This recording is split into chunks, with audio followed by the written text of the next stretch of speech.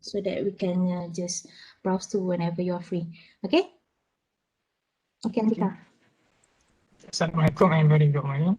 So today me and Mizan will be presenting the first board about site plan, history, land usage, guided restriction, uh, zoning and size.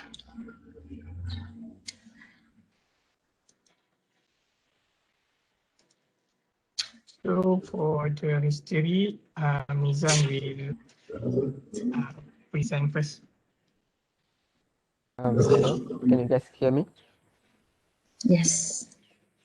Okay, so for the Medini City, it is the CEO of the Medini City is Dr. James T.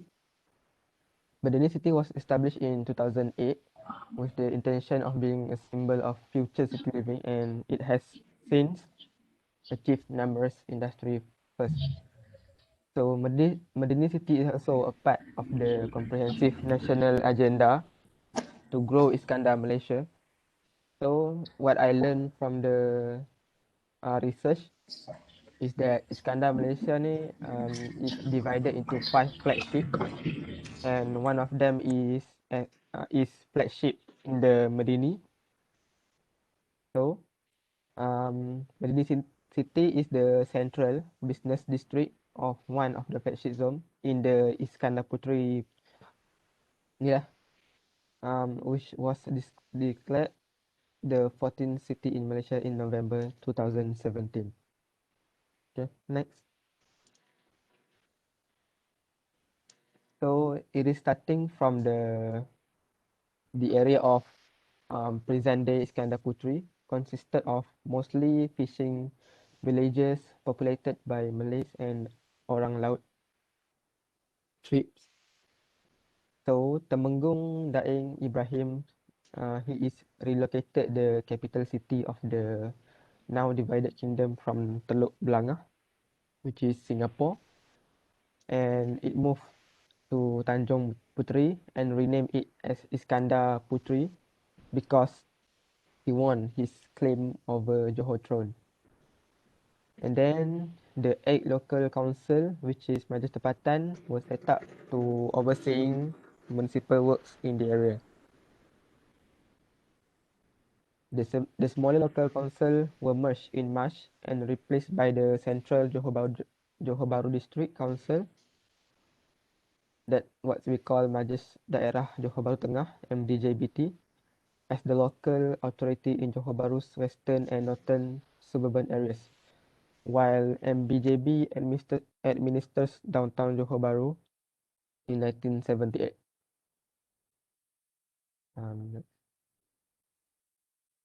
Right. So around 1993, they acquire vast land along with the second link for his ambitious new township, which later known as Sajaja. In 2001, MDJBT was granted its municipal status. 2007, MIM's original shareholders. MIM is the Medini City. What is it called again? I don't remember.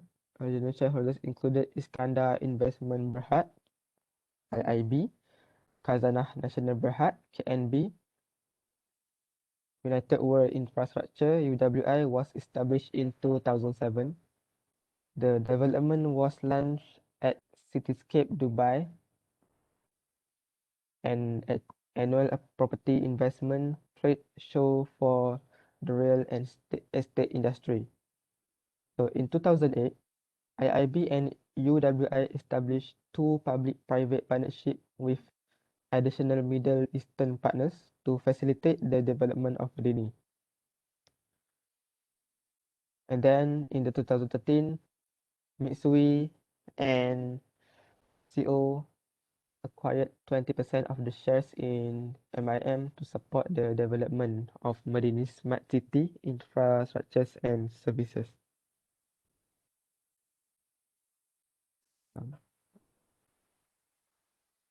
So in 2014, our Prime Minister of Malaysia had endorsed the Smart City Iskandar Malaysia as a pilot for smart city projects. In 2016, Nusajaya was renamed to its former prestige name, which is Iskandar Puteri by Sultan Ibrahim, the current Sultan of Johor. So in 2017, Johor Bahru Tengah Municipal Council was upgraded to Iskandar Puteri City Council. And in 2018, MIM is entrenching efforts to create a holistic city ecosystem conducive to the highest standard of living and working for all.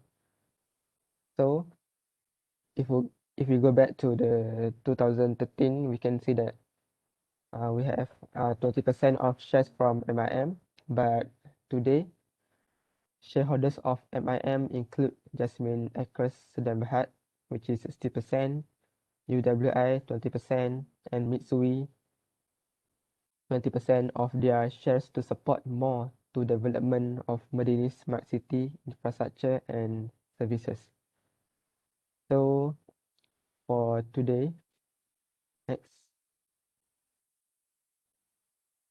So for the Madini today, as we can see, Madini is developing progressively well.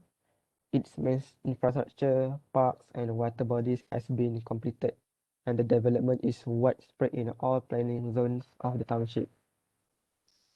Residential and commercial spaces are being planned and built almost simultaneously, and it also offering varied products and choices to the local and international markets. With this steadfast progress of development, Madini is expected to build up its communities progressively that shall live and work within a sustainable built environment. Madini is expected to grow steadily over the next 10 to 15 years.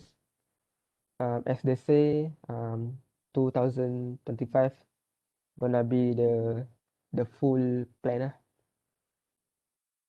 So its master plan takes upon a robust, adaptable design approach where its land use zoning and development products is adaptable to various changes in requirements and development parameters. So the next part is going to be presented by Andika. So for the location plan, is still under process. So I don't put it here. Ada berapa, ada macam masalah sikit, macam skill semua tu tak betul sangat. So nanti saya akan cuba siapkan secepat mungkin. Andika, I think kalau macam you tak boleh siapkan untuk AutoCAD, so macam untuk next Monday pun, if you are going to present this one first, you just put the map first. Because you are going to trace the map from you are going to trace the map for your AutoCAD, right? Yes. So because we want to know the radius, what are the things that you want to insert for your location plan? Okay. Okay. Just proceed first. So let's continue to the size and zoning. In this part, I will explain about dimensional considerations such as boundaries, easements, height restrictions, site area access along with any further plans. So first, as you can see here, the Madini Development Zone, it is divided into 6 zones, which is Zone A, Zone B, Zone C, Zone D, Zone E, and Zone F.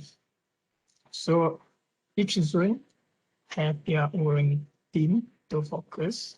For the Zone A, it is focused on cluster for tourism and leisure with a desirable area for entertainment, living, working, and visiting. For the Zone B, to center with mixed-use activities anchored by diverse local and international business activities. For the Zone C, regional transit with commercial and service sector for industrial activities. Zone D, targeting young population with high quality recreational amenities and entertainment. For Zone E, self-contained living environment equipped with facilities, service, and expertise that resonates well-being. And for the last zone, which is F, a sustainable mixed-use community of the highest environmental setting of nature and waterfront. And as you can see here at the zone D is our site is located. So our site is located at zone D, which is focused more on targeting young population with high quality recreational amenities and entertainment.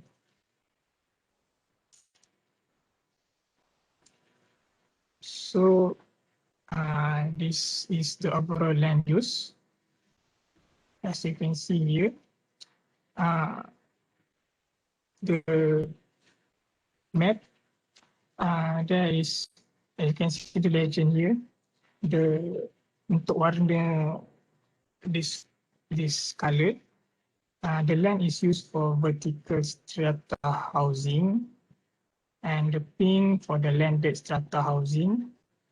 Next is bungalow, and this color for semi-detached, terrace, blue for commercial, biru cair untuk service apartment, biru mixed use, purple mixed use, and green open space, plaza, mall, school, public facility, utility, transmission line, and road.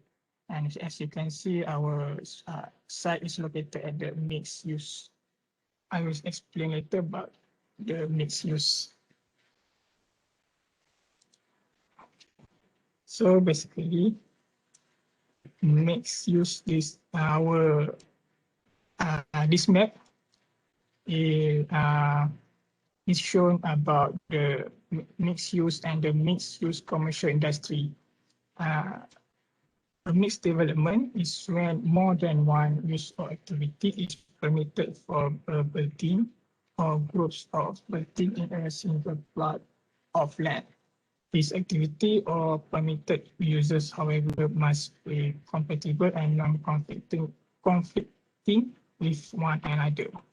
And there are two types of mixed development planning zones for Medini, which is MX1, means mixed use or mixed development, and the second one is MXCI, means mixed use commercial industry. And our site is located at the MX1. MX1 are proposed in several land plots for Zone B, International Financial Center, Town Center, and Theme Park. In Zone C, D, and F, it refers to mixed development between two users of commercial and housing on the same time and the same site. This will support the strategy of encouraging housing in town areas and also the concept and towards safe city initiative. For the MXCI, mixed use commercial industry, or MXCI, refers to development of two use such as commercial and industry allowed encouraged on the same plot of land. MXCI activities in Medini shall refer to industrial activities that are technology-based as well as logistic-related activities. While commercial activities refers to retail activities and front office activities, most of these type commercial activities involves trade activity or direct sales to customers, storage management activities with office space.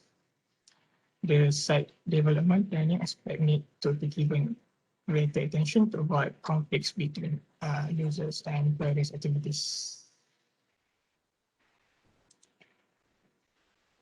So next is the development control. The the development control. First is permitted and non-permitted vehicular access. So as you can see here, there is a place where it is suitable or not suitable for ingress or egress. So considering the safety of the pedestrian, vehicular access into and out of the development plot are to be controlled. This will also ensure that the road is safe for other road users. Permitted vehicle access is where vehicle is allowed to take the ingress into the plot or egress from the plot, especially along the straight section of a road where the speed and sight distance is sufficient. Non-permitted vehicle access is where a vehicle is restricted to take the ingress into the plot or egress out from the plot, especially along the major thoroughfare with high traffic volume and at the dangerous curvature or intersection. So as you can see that here is the example where the ingress and egress is allowed and not allowed. This, Sorry, Andika, can we get this one for our side? sorry. Okay, can we get this one for our own side? This one is not our side. Yes, this is just. This one is only an example, right?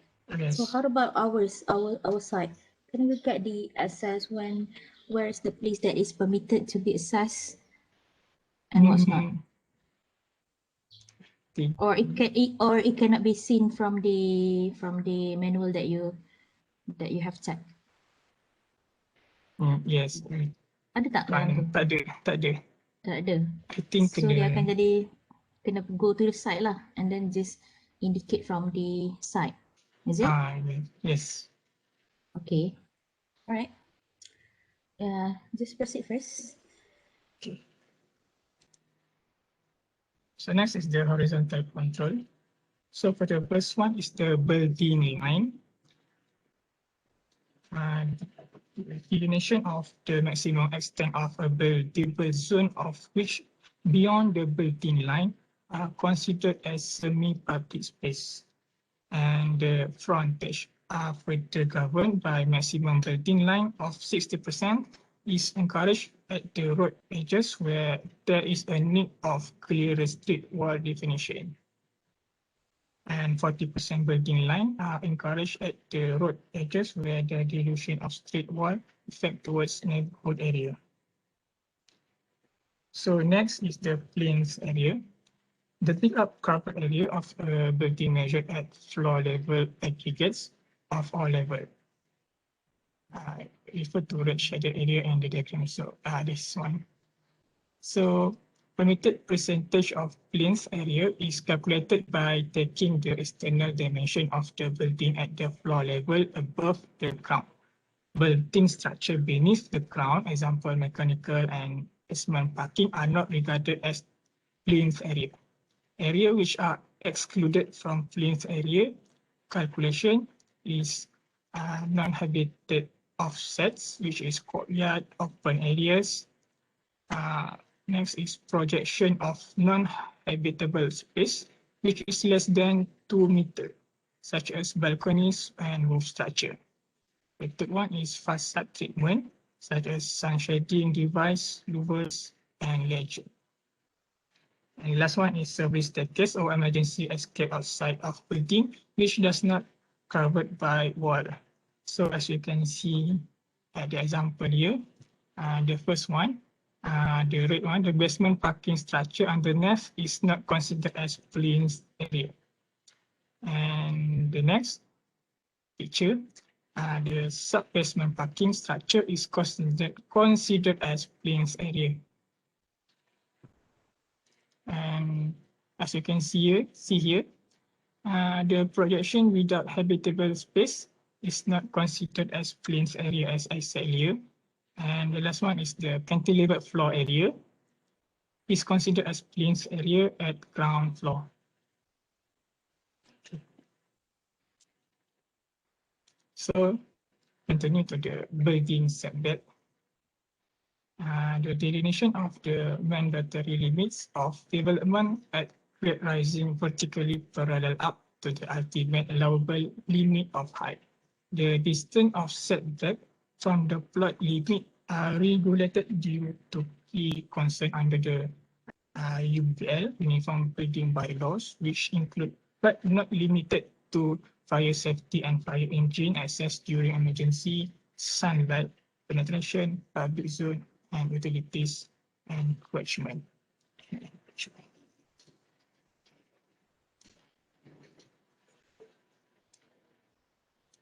So next, we continue to the vertical control. So the first one is the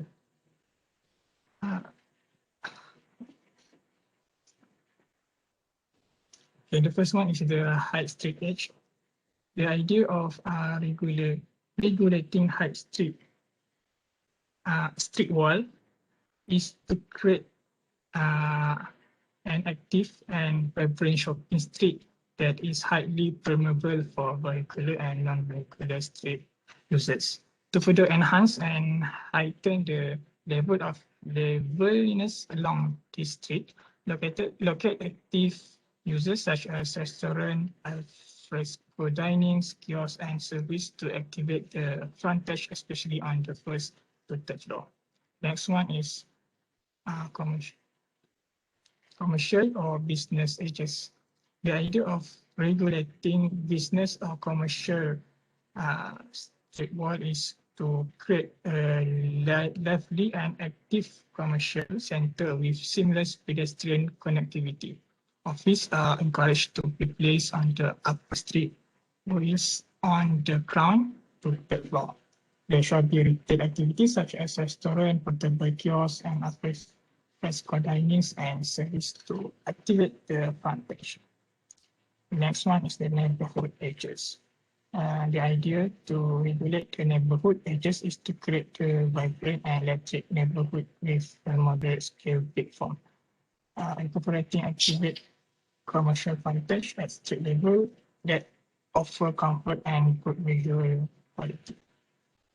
Actually, this part is not spesifik, tak spesifik sangat. Ada lagi berapa input yang tak letak lagi. So sebab saya pun tak berapa faham sangat part ni. Tu saya pun nak tanya awak faham ke awak baca apa ni? Lagi satu, I think instead of doing this lengthy wording and so on, you can turn out into the diagram so that you lebih faham. Maksudnya ni on the vertical control kan, before this yang horizontal control, how do you do the setback and so on. Yang tu semua masukkan sebagai diagram ataupun you ambil contoh-contoh macam setback kena berapa. Let's say from the frontage you need to have 20 feet setback, and then daripada boundary line to the setback you ada 10 feet punya setback kan. So you masukkan all the diagram so that dia lagi faham, dia lagi jelas instead of you just read whatever the lengthy wordings. Okay? Okay. So after this you kena improve lah on these things. Yang tadi I lupa, I tak comment pun yang on Mijan, tak apa. Nanti we go through, nanti kita tengok balik yang Mijan tadi. Okay? Okay. So we continue to next is park edges and thoroughfare edges. For the park edges, the idea of regulating park edges street wall is to create comfortable and safe social places along the streets and pocket parks within the office enclave.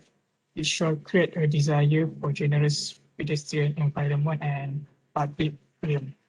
And for the thoroughfare edge, the idea to regulate the thoroughfare edge is in Medini is to provide a vibrant, accessible, safe, and walkable street.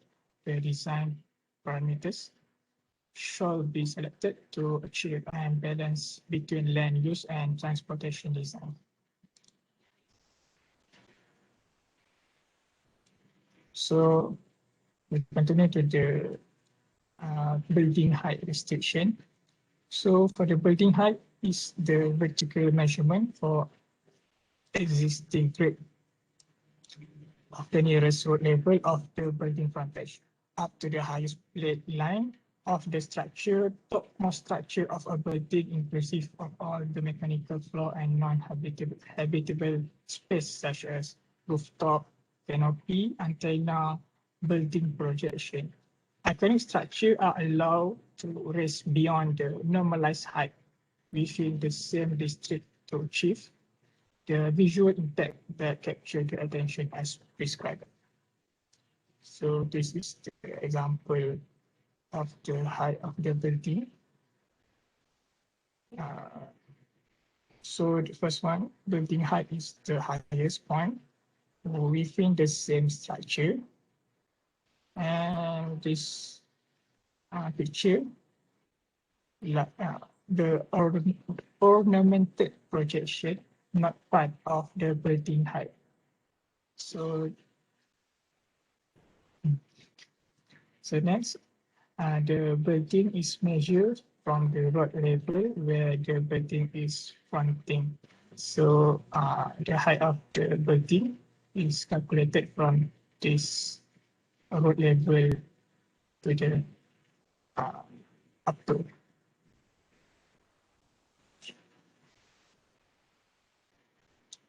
So continue to the parking. So the first table here is the dimension parking, the standard dimension parking.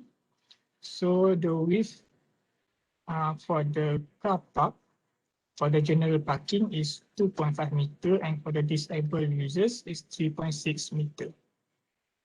And the length for the angled parking is 5 meter, and the parallel parking is 6 meter. So next is the circulation ice width. For the 19-degree parking and one-way circulation is 3.6 meter. For two-way is 7 meter. And for the 60-degree parking, for one-way is 4.8 to 5 meter. For two-way circulation is 7 meter. For the 45-degree parking, for the one-way circulation is 4.5 until 4.8 meter, and for two-way circulation is 6.5 meter. For the 30-degree parking, one-way circulation is 4 until 4.5 meter, and two-way circulation is 6.5 meter. And for the motorcycle parking space, the width is 1.1 meter and the length is 2.5 meter. And for lorry and bus, the width for general parking is 3.3 meter. The length for angled parking is 12 meter, and for parallel parking is 14 meter.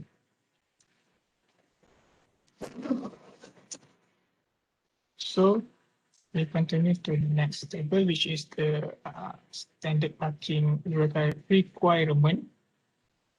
So there are, for the apartment,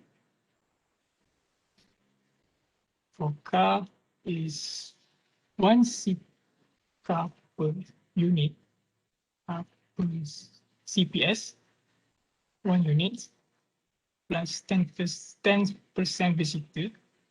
For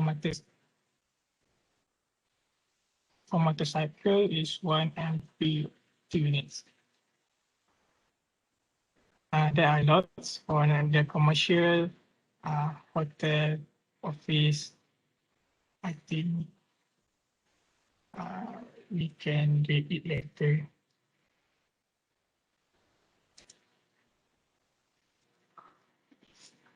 So this is also the parking standard requirement for this is for the entertainment recreation. Okay, Andika. Yeah. All right, guys. I think this one is it is good that Andika have put it here so that you can always refer to all these requirements. This one is also following the UBBL, right? Or Yes. you can get this one also from the architect data Nifed. Okay.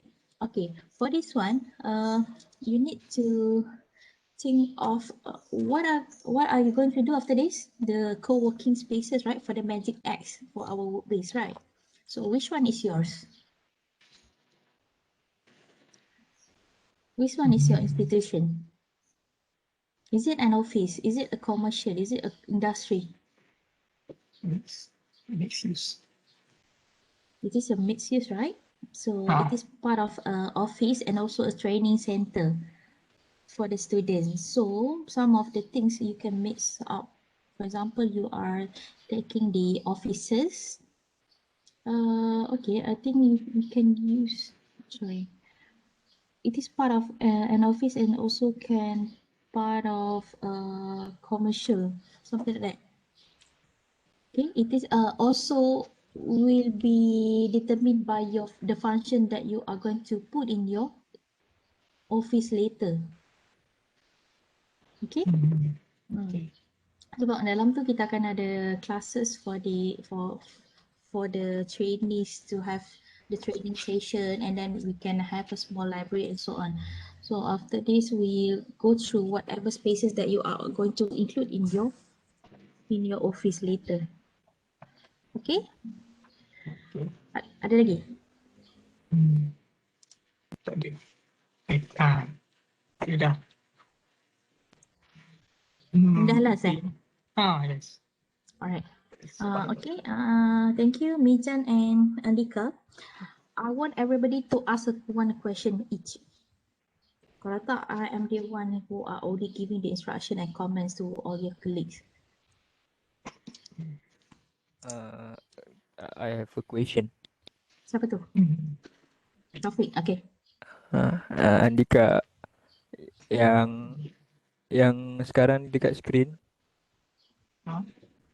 ini sama ke dengan buku panduan letak kereta yang from JB punya ke lain? JB? Tak, Lagi satu. Yang ni dapat daripada yang Medini punya file tu. dia Master planning. berbeza ke? Dia berbeza ke dengan yang daripada macam majlis bandaraya JB ke? Kan dia ada dia punya Benda dekat kan. Pada sini tak aku. okay. Sepatutnya dia standard je kan? Sepatutnya dia dah standard kan. Kalau tak boleh kan. Okay, tak apa.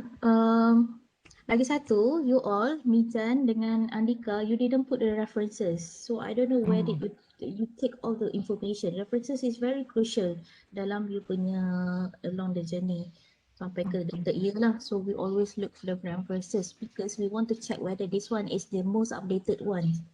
Katalah you kata masa ni dia tak ada apa lagi, tapi sebenarnya dah ada semua benda tu, cuma dia tak update dalam the references that you have taken. Okay, so yang tu penting. Okay, can I have another question?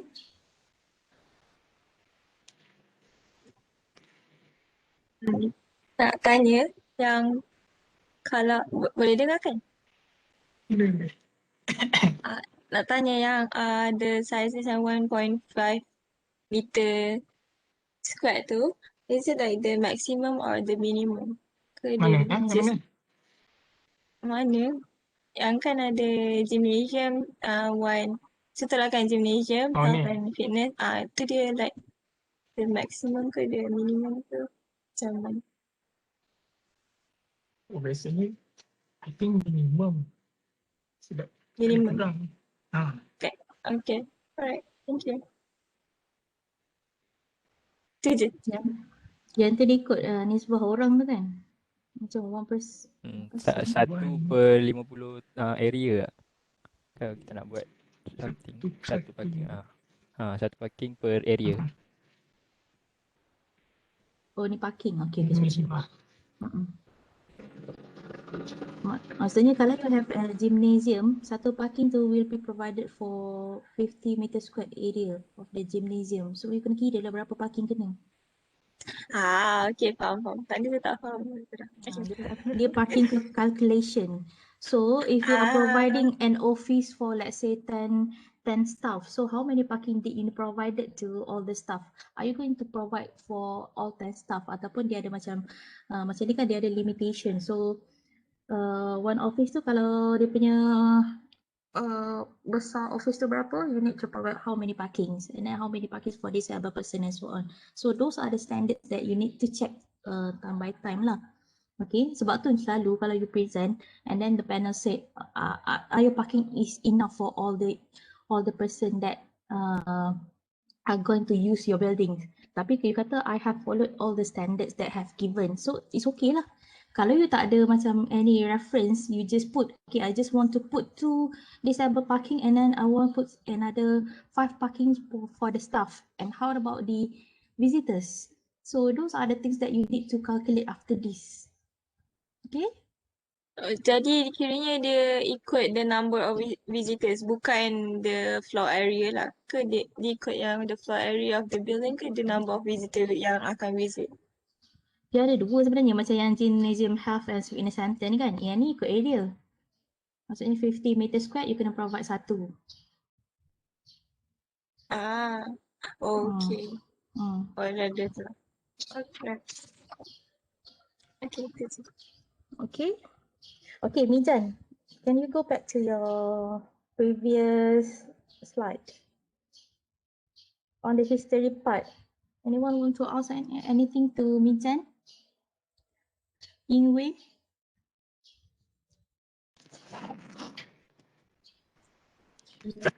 For now, it's nothing actually. Everything is very clear. Is it? Yeah, it's Okay. clear. Okay. Although it is clear, Mijan, I think it is very lengthy and you need to read the whole thing. Okay.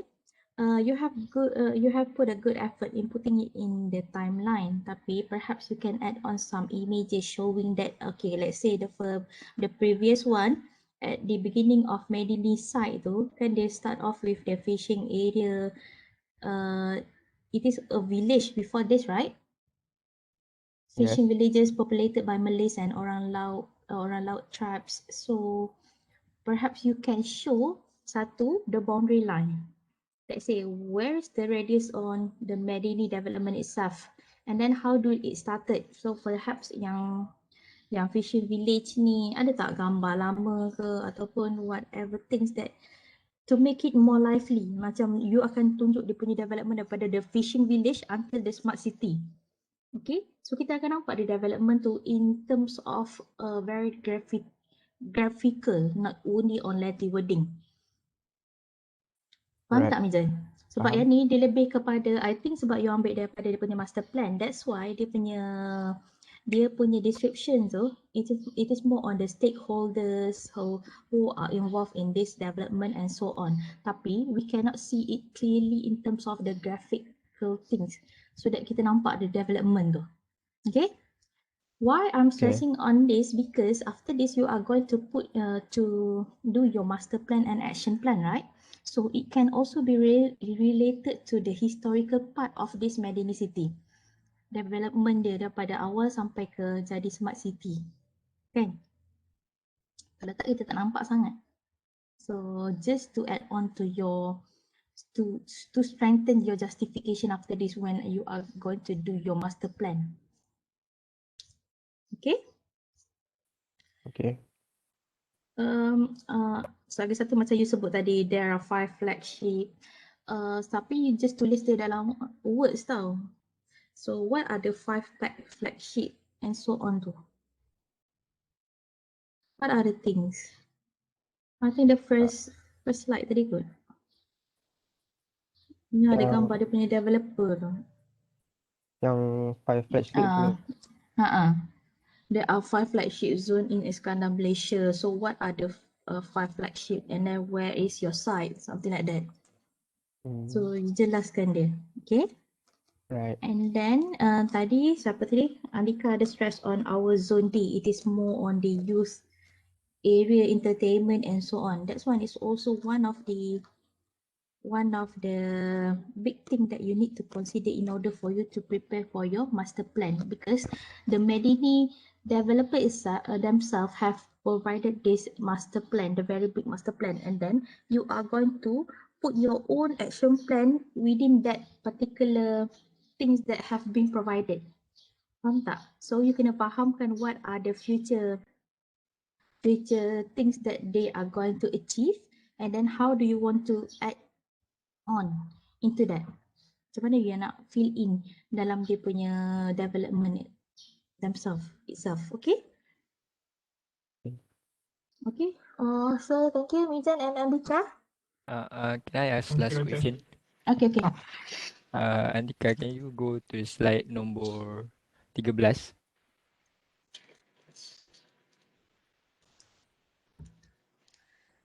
This one. Ni tak faham sangat. Untuk apa? Faham sangat. Ni Maksudnya dia untuk control untuk apa? Dia control control untuk vehicle masuk ke site tu. So dia actually dia macam mana, dia highlightkan kepada dia lebih mementingkan pedestrian. Ini dia So- lebih dia tunjukkan mana one way, mana two way kan. Macam tu lah. Sebab tu dia ada buat control untuk ni, untuk ingress ni, sebab dia macam mana, ada keselamatan pedestrian. Tapi vehicle boleh lalu je lah. Ke tak? Tak, sebab tu Sebab dia ada Saya jawab saya ke? Kan dia ada permitted and non-permitted vehicular access. So some of the access tu it is blocked to the vehicle. So vehicle tak boleh lalu. So it is only for the pedestrian. So nanti Taufik dengan Akmal akan pergi site. So you need to you need to discover ataupun you need to know which are the routes that are meant for the vehicular and then only meant for the pedestrian. Macam yang dia bagi contoh ni, you ambil dalam manual kan? Betul? You ambil dalam manual, it is only an example at one certain part of all the Madini development. Betul? So, nanti Taufik akan ambil dekat kita punya site only. Let's say, katakan,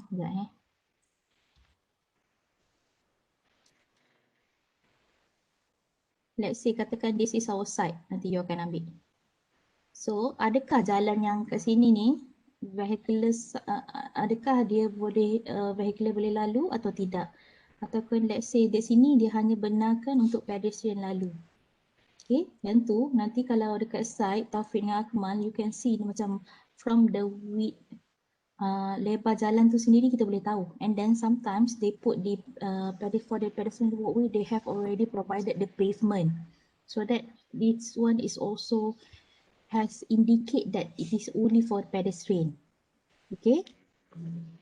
So by knowing those things, we will know what is the vehicular pattern at your area. Let's say, so lepas tu you akan tahu where are your frontage. Are you going to provide one frontage, single frontage only, or you want to provide dual frontage? Let's say, so you akan tahu dia punya frontage and where is the back lane and so on lah. Okay, that's why it is very crucial to know what is the vehicular pattern at this area too. Boleh? Boleh, faham. Okay, alright, good. Alright, thank you Mizan and Adika. Can we move to another presenter?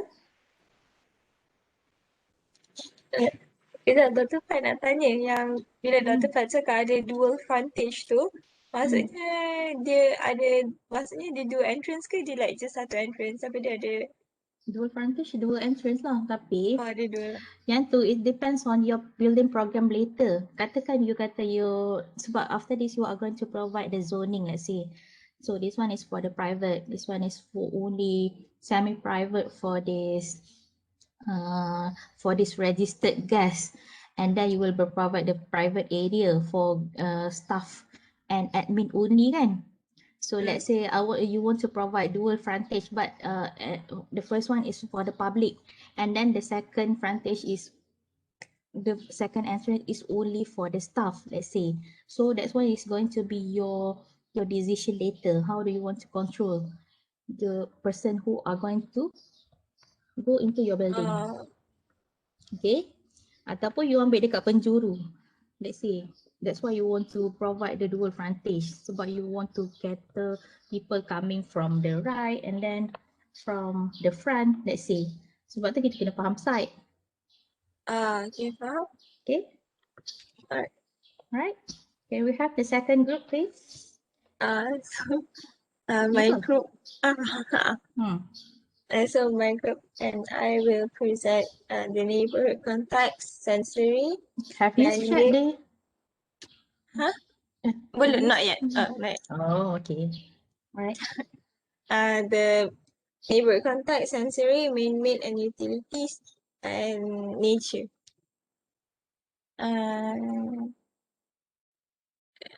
So it has.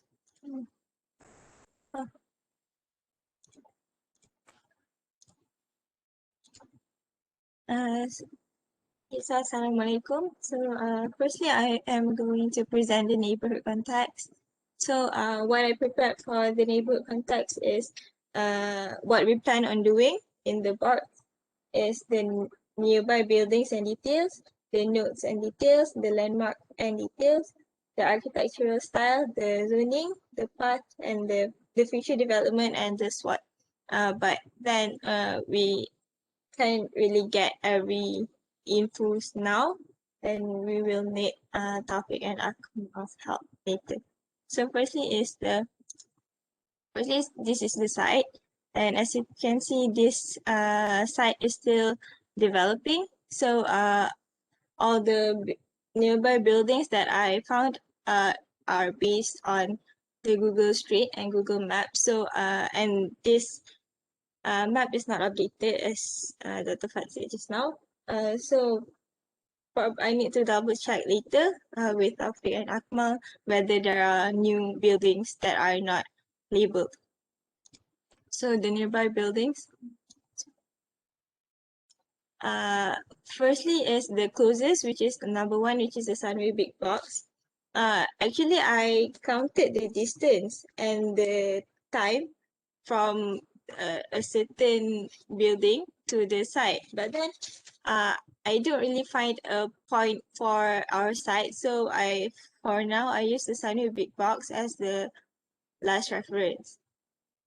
As you can see, the Sunway Big Box are separated into the cinema, box in box, office, and hotel, X Park, and big format stores, which is the closest to our site, which is in red.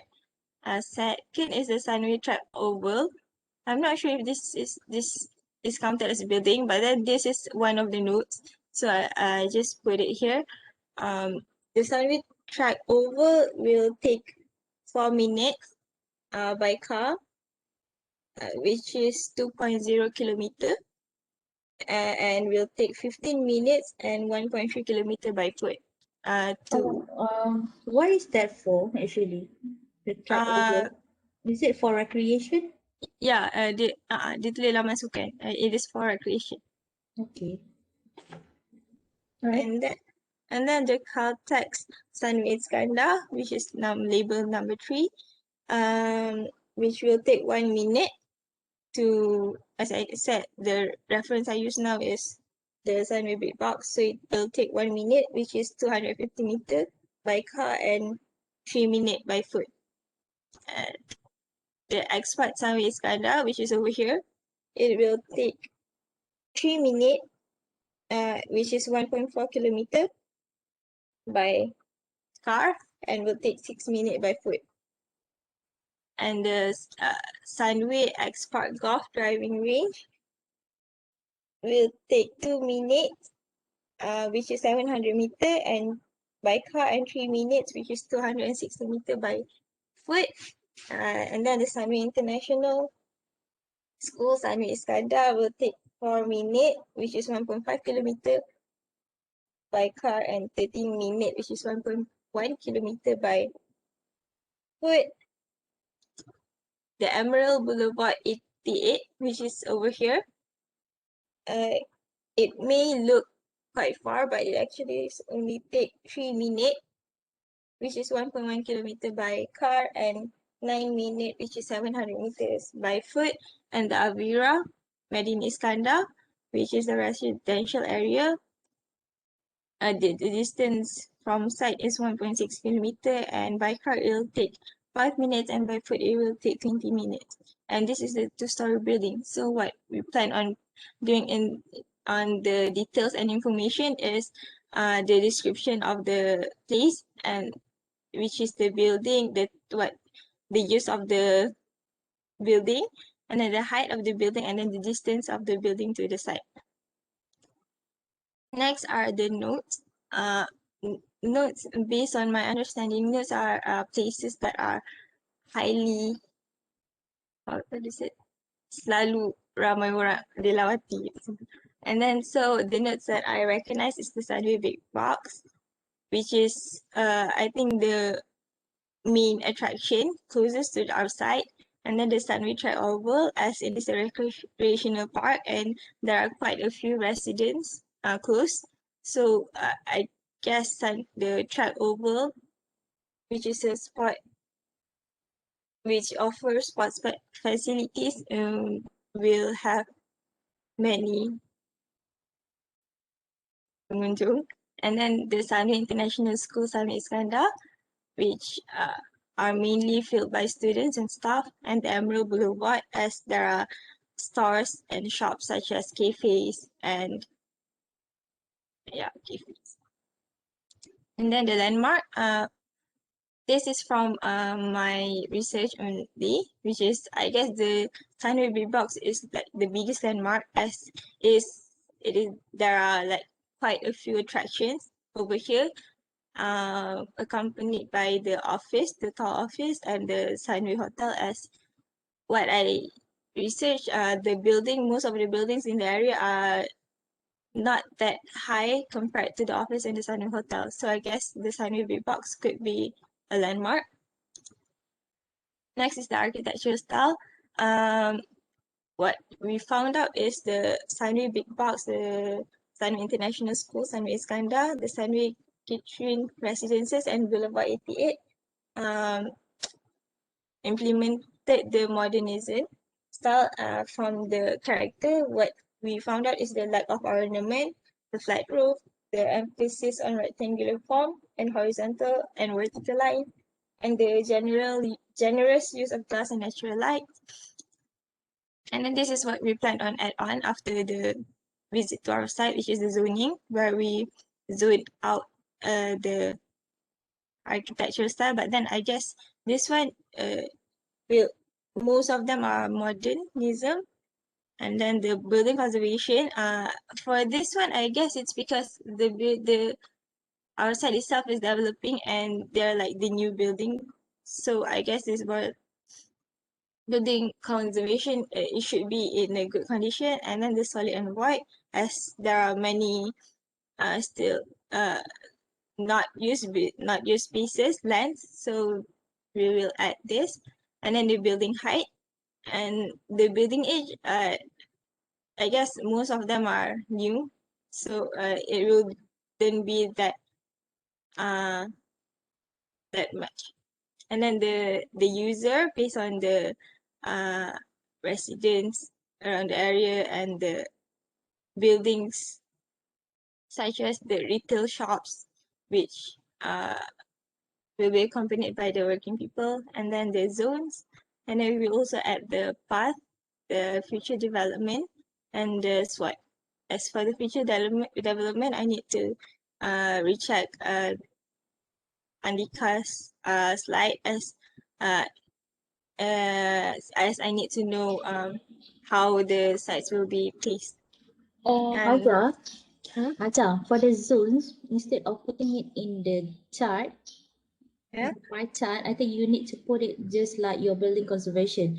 Building conservation is not there because all the buildings are new, but you change it to the zoning. I mean the function of the building, whether it is commercial, whether you have the recreations. oh, as in this zone, buat Ah. macam ni juga. Alright. So that macam katalah recreation park you tanda warna hijau, and then untuk sekolah tadi, untuk educational you tanda warna orange. Macam itulah buat legend dia. Oh, okay. Okay? So, Sebab yang tu dia crucial because it will reflect to your site later. sebab yang ni pun dia banyak yang tak sangat sebab dia baru. Ni yang previous Ni. previous second year. Sebab dia buat kat JB kan? Ni yang last semester punya sebab sebab last semester dia buat dekat JB. JB tu dia macam urban area, and then there are a lot of heritage building, yang old buildings and so on. But yours is totally new development. So perhaps your building age tu, I Tak don't ada. know, dia Tak ada. kalau ada pun dia start yang 2000 tadilah 2010 ke macam tu. Paling lama pun 10 tahun. So kalau you ada, you boleh masukkan. Tapi kalau macam Medini dekat zone D tu itself, dia baru macam 2 tahun, 3 tahun macam tu. So everything is the same age lah kan. Kalau everything is the same age, you just mention dalam wordings macam tu saja. Dia tak perlukan dia punya, it is not needed in this zone ni. Okay. And tu je untuk neighborhood context. Alright. Rasa Who are going to do the questionnaire? Yingwei ada prepare the question. Yes. Alright. So this is sampai sini je. Is that right? Alright. Yeah, and then next is the sensory. Okay. Any question regarding neighborhood context? So I nak tengok nama. Asha, can you ask a question?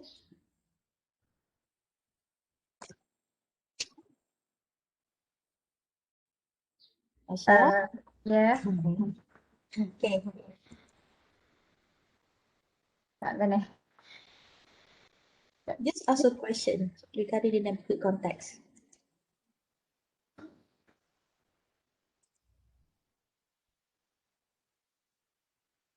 Everything is clear, is it? Wait.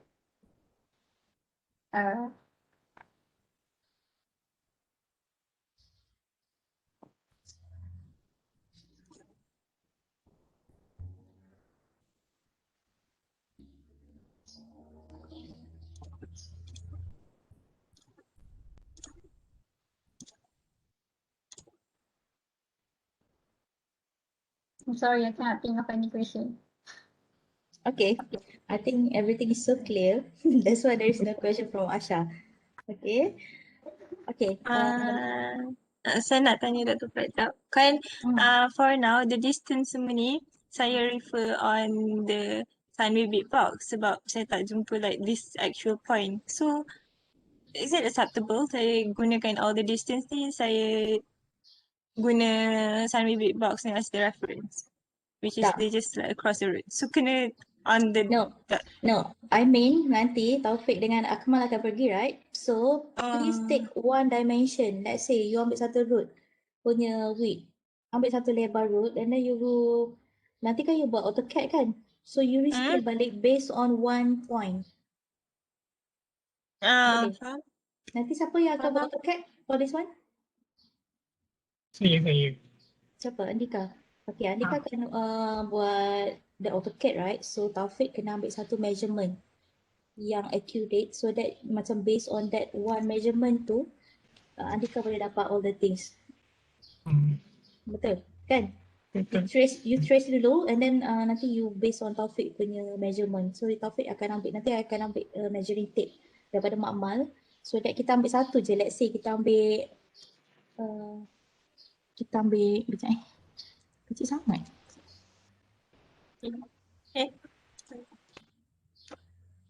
Kenapa awak decline saya punya request? Oh, saya tak baca. Sen saya. Saya ingat saya tekan something. Okay. Let's say kita ambil jalan ni je. Tapi jalan usually dia standard kan. Tapi tak apalah Taufik ambil measurement ni. Faham tak? Ambil satu measurement yang width jalan tu. So that nanti Andika kira lah based on this jalan tu. So dia lagi accurate. Andika faham tak? Andika faham tak? Faham. Dah biasa kan? You all yang direct ni kan dah terror. Yang direct students ni usually dulu-dulu kan dia siap ada kelas malam untuk student yang mainstream ni. You all buat lah.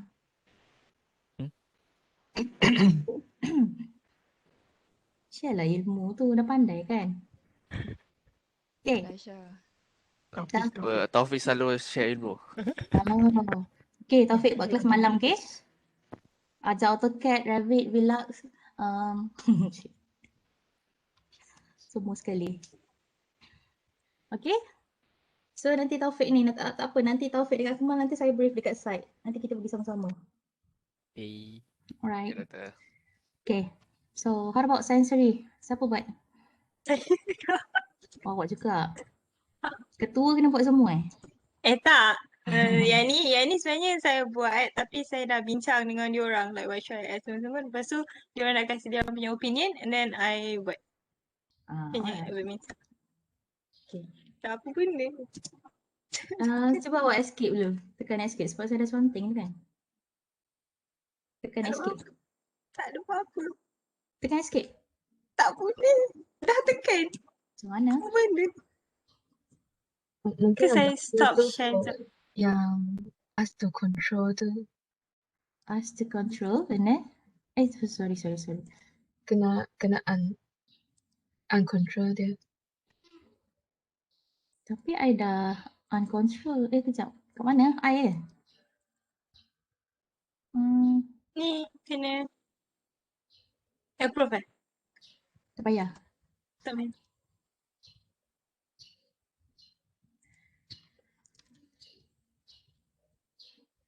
Stop je lah dulu. Tak boleh tekan stop pun. Okay, boleh. Okay.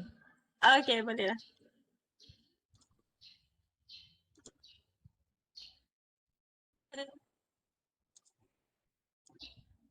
Okay, ni for sensory. Okay, next is sensory. Okay. First off, for sensory, what we prefer is the view towards the side, view from side, approach points from side, approach points into side, smell, noise, texture, future development, and SWOT. So from view towards side, saya make these two main road yang saya rasa which orang akan guna the most. So what I plan is the view from A is I would want a panorama picture supaya we get a clearer view compared to the Google Maps and the Google Street, and then also from the B also a panorama view, because I think this road are dia akan digunakan oleh ramai orang compared to this side. This is the view towards side first, and then the approach point. I think the approach point is based on the direction of road. I believe, this is my opinion, I believe these points are very important as it could attract people. It could be an advantage for the building inside the site. So I plan on which is the point C first, which orang from this direction can see our building, and also from D, which is the junction, it comes with a traffic light. So the D direction is the D view. The view from D is very important as the traffic light the red traffic light will allow the drivers to look around, and I think this is the view from here is important, and also the view from E as it is an approach from this direction. So yeah, this is what I get from Google Street, but I would be grateful if I get a better view. And then I have an opinion for the E, since I said just now the pictures are taken following the direction of road. So macam nak tanya Dr. Fad, kalau macam yang ni, the E, jalan yang ke arah side is this, yang bahagian belah jauh sikit ni. So our view, camera view ni better from ikut jalan tu ke ikut just like the nice view, which is the clearer view, which is dia jalan dia tak menghala ke our side. Nak tanya Dr. Fad yang tu. Apa soalan? Saya tak faham. Tak, Okay. maksudnya macam kan ini kan jalan dua arah. Tapi kalau gambar yang approach point ni better ikut arah jalan ke tak? Kayaknya kalau ikut arah jalan, dia macam yang bahagian dekat ni, dia sebenarnya menghala ke sana. Okay, I think you just provided this one first untuk Akmal and Taufik ambil gambar after this kan. So semua ni kena ambil gambar dulu. Yang ni Taufik kena ambil gambar from view to here, view to here. Yang ni semua kena ambil ni. View towards the side and then view Tu from ada the... lagi. Tu tak sampai lagi. Oh, so view from the side. Dia kena dua kan? View towards the side and also view from the side towards the outside. Ada juga lepas ni. So macam you tanya tadi yang soalannya ni, ambil je banyak-banyak gambar. Okay. Sebab yang ni, sebab you ambil daripada Google Street kan. Sebab tu you tak ada betul-betul angle yang betul-betul you nak ambil towards your side tu. Tapi bila Taufik dah kat sana, so dia senang lah dia nak adjust. Alright. Okay. So macam yang ni, I don't know, you nak buat 45 degree ke? Tak kan? Tak, cari yang the best view. Tapi Taufik kena cari lah tu. And then lagi satu, I don't know macam sebab I pun tak pernah pergi lagi tempat ni kan. So perhaps yang ni kalau dia kata dulu dia clean. Is it still like this ataupun dia punya maintenance tu okay ke ataupun dia dah jadi full of shrub and so on. So nanti itu yang Taufik kena figure out later dekat site. Yang ni kan dah ada shrub sikit-sikit, dah ada semak-semak sikit-sikit kan. So I don't know what happened to this area today. So nanti Taufik kena tengok kalau dia sekarang dia dah macam under without maintenance and so on. So that can be one issues by itself. Okay. Cumanya documentation pun kena tu sikit lah. Dia tough sikit lah untuk Taufik. Tapi Taufik photographer kan, videographer kan. Not only photography you kena ambil video juga. Okay. So that nanti, and then I want everyone to share everything in one Google Drive. Boleh tak? Dah ada. Dah ada Google Drive. Nanti Ying will pass the link. So, sebab semalam tu tak semua orang berbual lagi. Okay, masa you ambil gambar tu, Taufik dengan Akmal, you dah consider siap-siap. So this is the building images, these are the road images.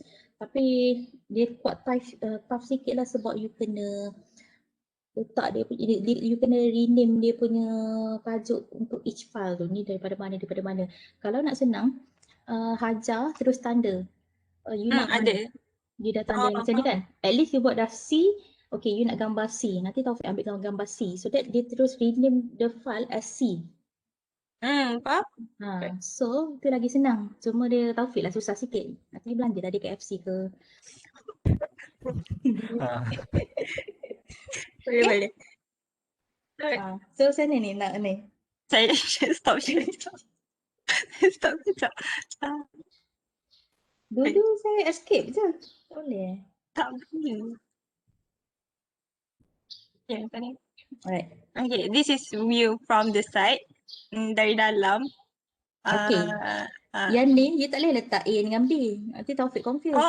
Faham. Sambung nombor lah. Okay. Sambung nombor ataupun yang tadi adalah view towards the side.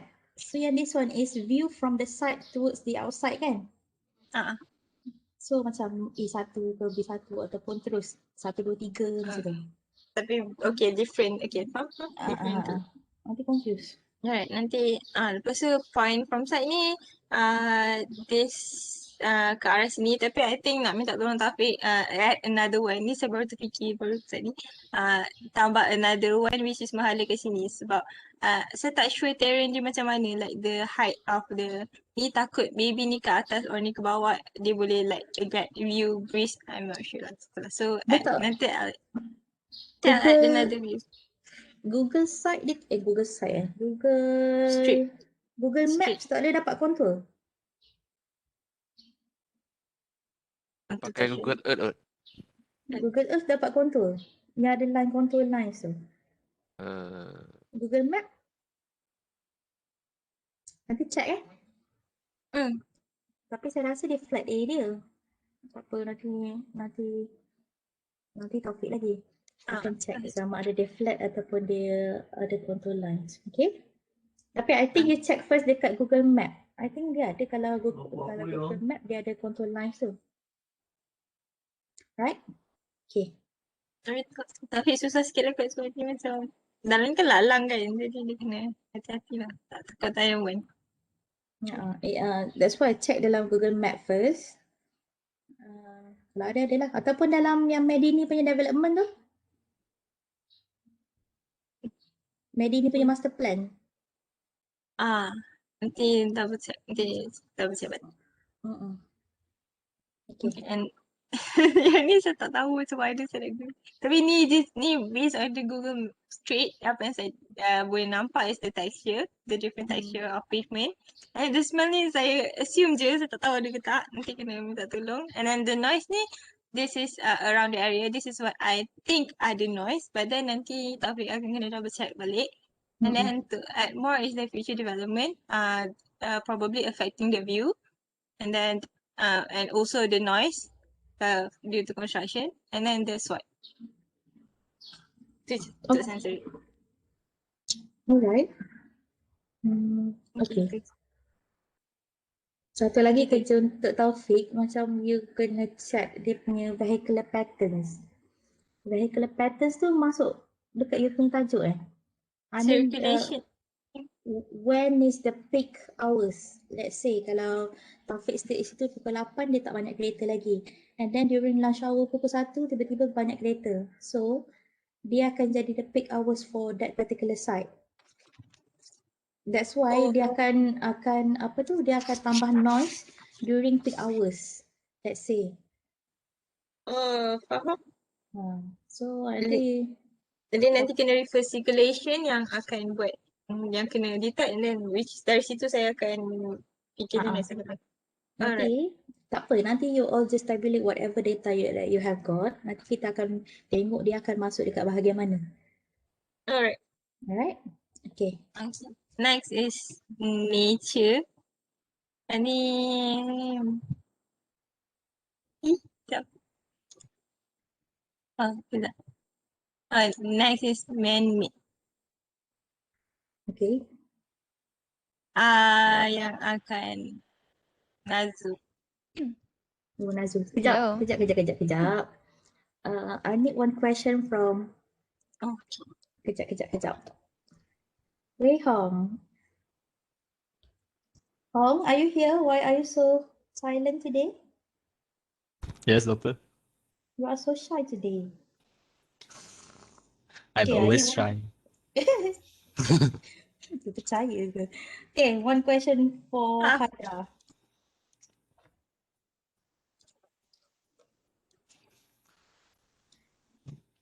I don't think I have any questions. Everything is so clear, right? No, because because the information is actually still not much, and it required Taufik and Akmal to go to the site to get more. Then only then we can discover more problem or question, I think. Okay, is there any missing data that you need to gain from the site?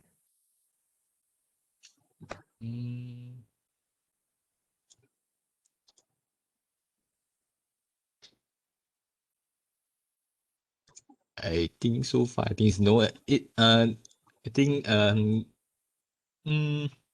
there's one corner I think missing with it. One corner. The view of direct from the view to the track.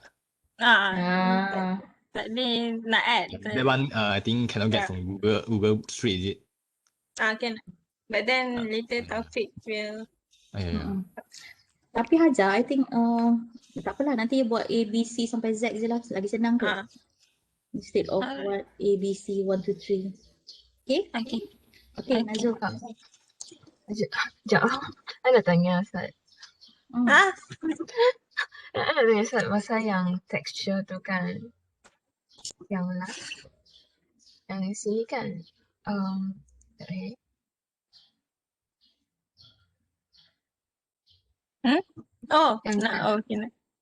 Yang kat sini kan. Dia punya track. Dia ada satu. Saya tak pasti dia tu pedestrian ke drainage cover. Faham. Okay. Tak Kalau perasan. ada pedestrian, rasa yang texture sini kena tambah satu. Alright. That's it. Alright. Thank you. Is there somebody who are going to do the circulation? Circulation. Ada tak? For vehicular and pedestrian. Group Taufik. Group Taufik. Okay. So you're going to tanda lah which one is for the pedestrian and which one is for the vehicles. Okay, Nazu? Okay, hello. Yeah.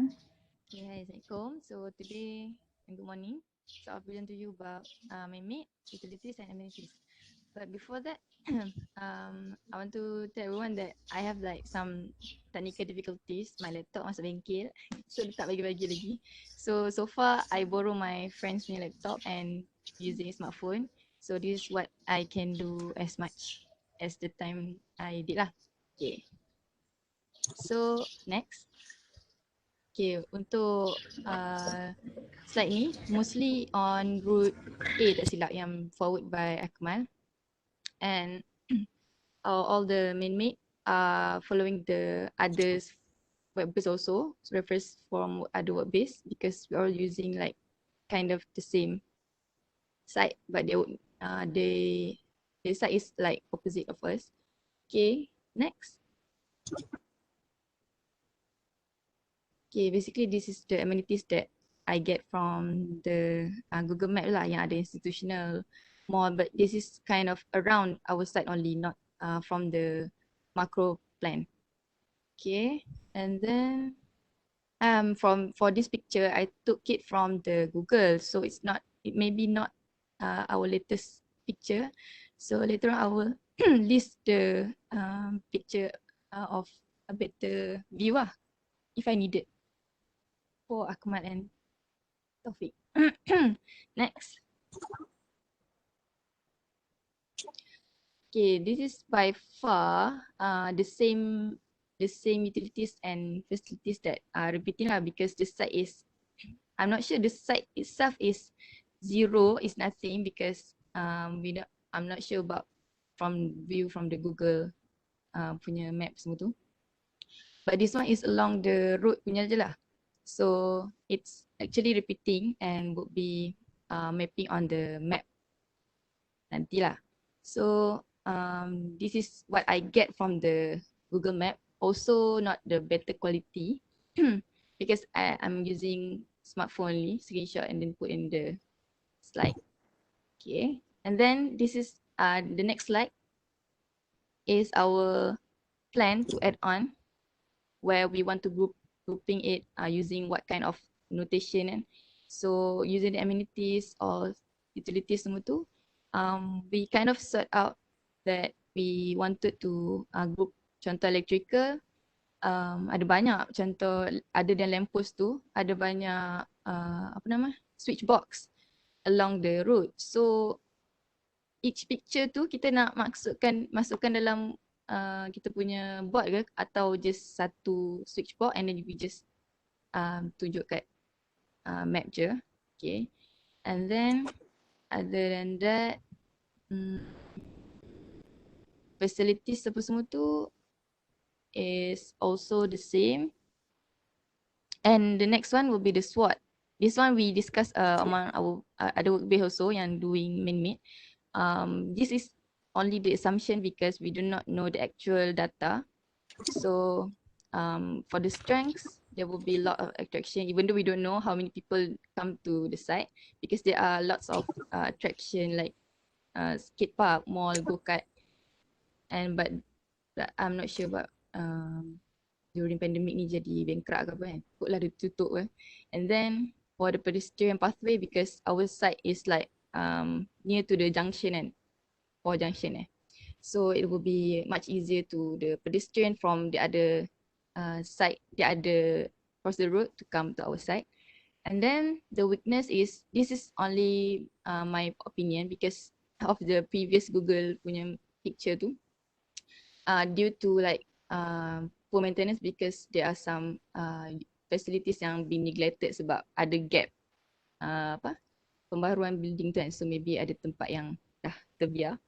And then lack of utilities on the site because that space is developing, so it might not be fully utilized yet.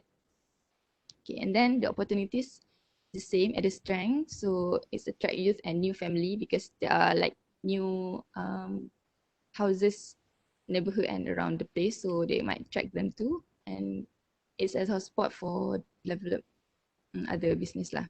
And then the third is maybe the newly developed site has less people which can make the safety of the people yang datang tu a bit risky lah. And then there are also, if there are also construction that ongoing on the rest of the site, it will be dangerous also to the visitors. And then I think that's it. And the next slide is just some requests lah yang akan di forward to diorang nanti yang ke site. Okay, that's all I get from man-made semua tu. Alright, can you go to the kejap previous saja?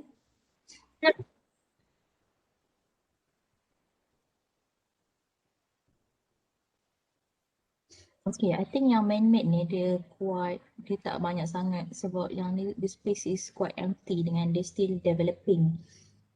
And then untuk SWOT tadi pun nanti bila Taufik balik daripada site nanti kita akan discuss balik lah on the SWOT analysis because that one is basically based on assumption only, right? Yep.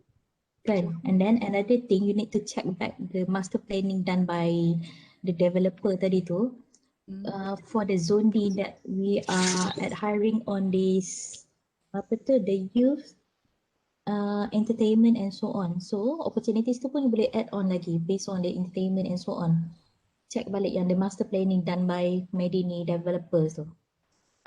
Okay, so tambah dekat sini. Sebab man-made tu dia memang dibuat oleh developer. Whatever man-made punya things that will be included here memang daripada dia orang. Okay, so they know what are the justification for each of the things that they are going to add on in this place. Okay. Right? And then itulah kerja Taufik dengan Akmal jugalah tadi yang ambil gambar satu-satu tu. Tapi nanti dan dia orang kena tanda juga siap-siap so that you tak confused. Tapi you akan transfer dalam digital form kan? Kan you akan buat di Photoshop things kan? But you need to know where are the placement of each thing. Tadi kalau nak senang, you buat juga macam Hajar. Macam Hajar tadi dia dah tanda A, B, C, D, E, F, G. So that nanti Taufik akan macam refer to dia. So dia pergi, dia ambil dekat mana apa yang dia kena ambil and so on. Okay, nanti you buat list untuk Akmal dengan Taufik. So that dia tak tertinggal data. Kalau tertinggal data, dia pergi lagi. Okay, yang tu require another KFC tray. Okay? Alright. Okay. Any question from Asha lagi? Cepat Asha. Saya. Awak. Awak tak tanya soalan lagi. Okey, sekejap sedikit.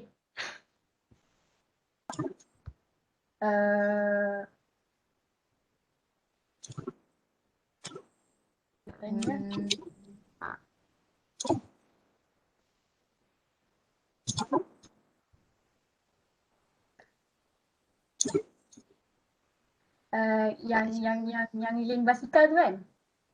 Kan ada link basikal kan dekat situ. Jumpa kat mana tak jumpa. Ada dekat ni yang Hajar buka ni. Kan ada ni slide ni. Okay, dekat yang tu. Along tu. Bicycle punya. Bicycle track. Dekat keliling site tu ada?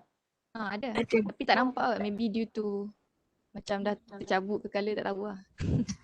Okay, katakan ada bicycle track yang circulation tadi kena buat lah. Pedestrian walkway, bicycle track and also kalau ada jogging track And then satu lagi vehicular punya ni lah. Vehicular punya group. Alright. Saya rasa yang tu boleh dapat dekat Google Map. So you kena check all those things ni. Google Satellite, Google Map, Google Street View. Okay, lepas tu baru kita bagi dekat Taufik dengan Akmal. Maksudnya whatever data that we can get from online, you can just use it. Ataupun kita nak lagi clear punya images, kita minta tolong Taufik dengan Akmal lah. Okay, tapi whatever that we can settle before we go to site, we can settle it first. Okay. Next is nature features by Afina. Okay. So Apina pun senyap je. Saya tak pandang. Sekejap. Biar I share. So ada dah. Okay. Alright.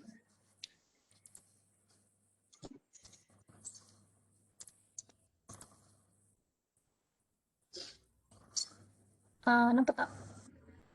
Nampak? Okay. Okay, sebab nature feature ni I group into three group based on the type of vegetation. So ni gambar-gambar yang saya dapat dari saya capture dari Google Street. Tapi tak tahu setiap pokok-pokok ni mesti ada ke, dah tak ada ke, tak tahu. Lepas tu ni macam dekat site tu saya tengok macam dekat Google tengok macam semak samun, so macam banyak pokok bercampur, tak tahu nak tangkap gambar pokok apa tu, je saya letak macam ni je. So lagi ini flowering pot plant ni macam ni satu ni je saya dapat identify pokok tu. Ni pun dari guna app Picture This. Yang lain tu tak dapat sebab setiap kali tangkap macam berbeza result yang dapat. So yang ni pokok-pokok ni dia orang tanam dekat kat tengah-tengah ni, macam kat pembahagi jalan ni, untuk macam pokok hiasan.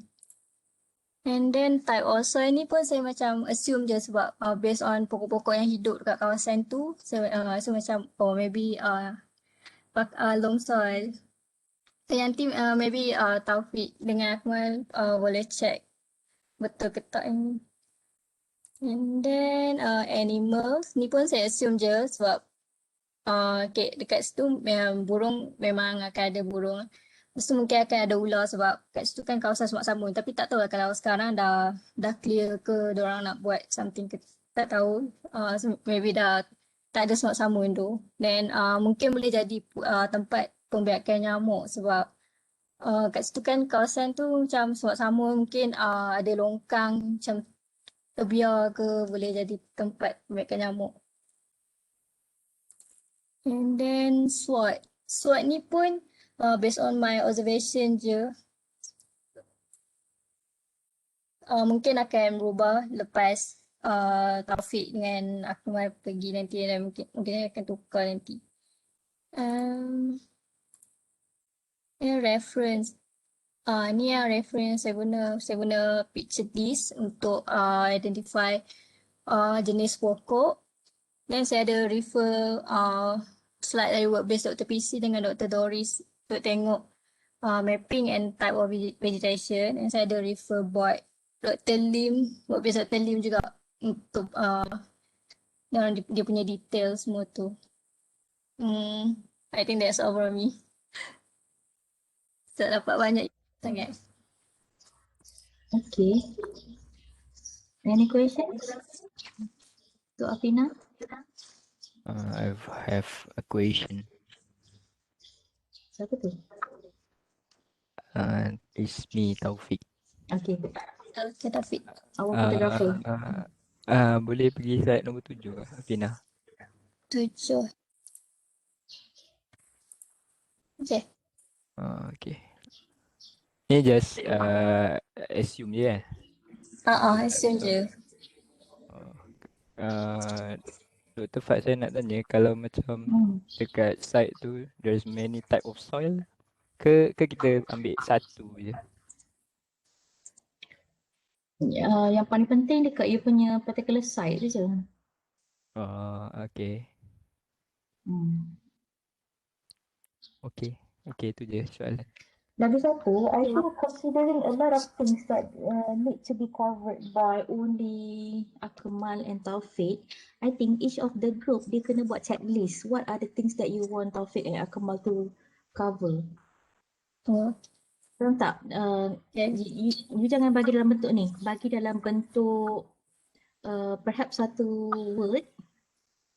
Kalau boleh, one person do you know how to do the Google Docs? Tahu tak? Oh, tahu. So, buat Google Docs, buat checklist for Taufik and Akmal for whatever things that they need to snap during their site visit. Okay. Okay? Boleh tak? Somebody. Boleh. Siapa boleh buatkan Google Docs? So, everybody just kat situ. Contohnya, kalau untuk man-made, what are the things that Nazul wants Taufik and Akmal to ambil gambar? So, dia dekat tinggal. Kalau you tertinggal nanti, you pergi balik and then you need to check dengan other work bases lah. Ataupun the needs of the checklist tu is for you to ease your progress at the site because you can share it with other work bases as well. Okay? Tapi site dia orang jauh sikit kan? Jauh sikit lah. So perhaps katalah Taufik boleh pergi berjalan-jalan dengan somebody from katalah nak berjalan dengan Janin. Sorry, Panin. Banin. Katalah Taufik nak jalan dengan Banin dekat site. So they need to take the same picture so they can share among the other work bases as well. Okay? Ni untuk memudahkan kerja-kerja Taufik dengan Akmal lah. Right. Nanti kita orang buatkan list. Supaya tak tertinggal. Okay. Kalau tak dia kena pergi lagi hari Ahad. Alright. Next.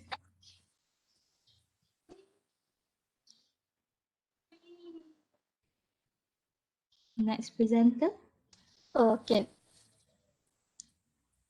Group 2 dah. Now group 3.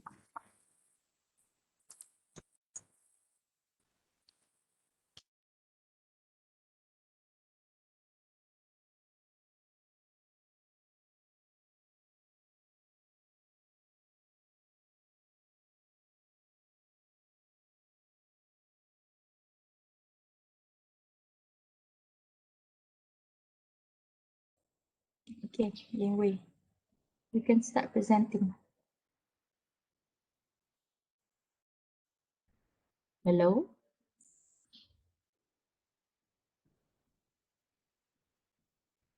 Lupa nak buka mic. Patut senyap. Okay, Lin Wei.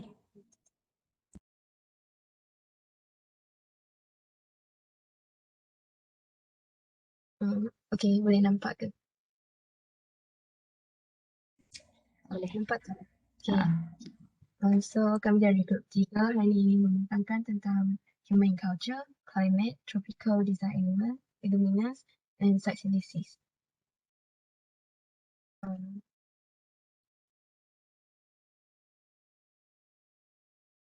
First part saya, human culture. Dalam content dia including people, movement and public space, social culture, public response, socio-economic issues, population, density, family size, and others, and so on.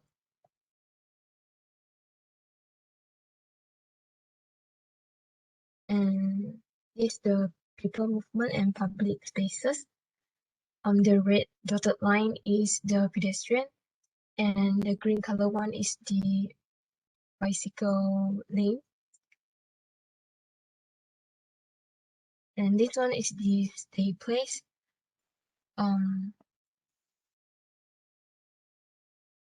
This is the first one, or this is the main place for the stay place, so it is the biggest one.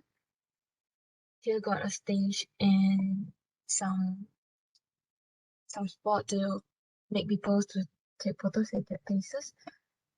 And here got the playground and some for the outdoor for the second spot, the playground and the bicycle. And the third spot is for the people to catering. And this one is about the entrance. The main entrance is this, and this is the second entrance. The others is just the entrance for the shop. But all these photos I just screenshot. All the photos I just screenshot from the a vlog a video that I take from the YouTube, so it's not very clear lah. Okay, in a way, this is quite confusing because of this. I think because of this arrow.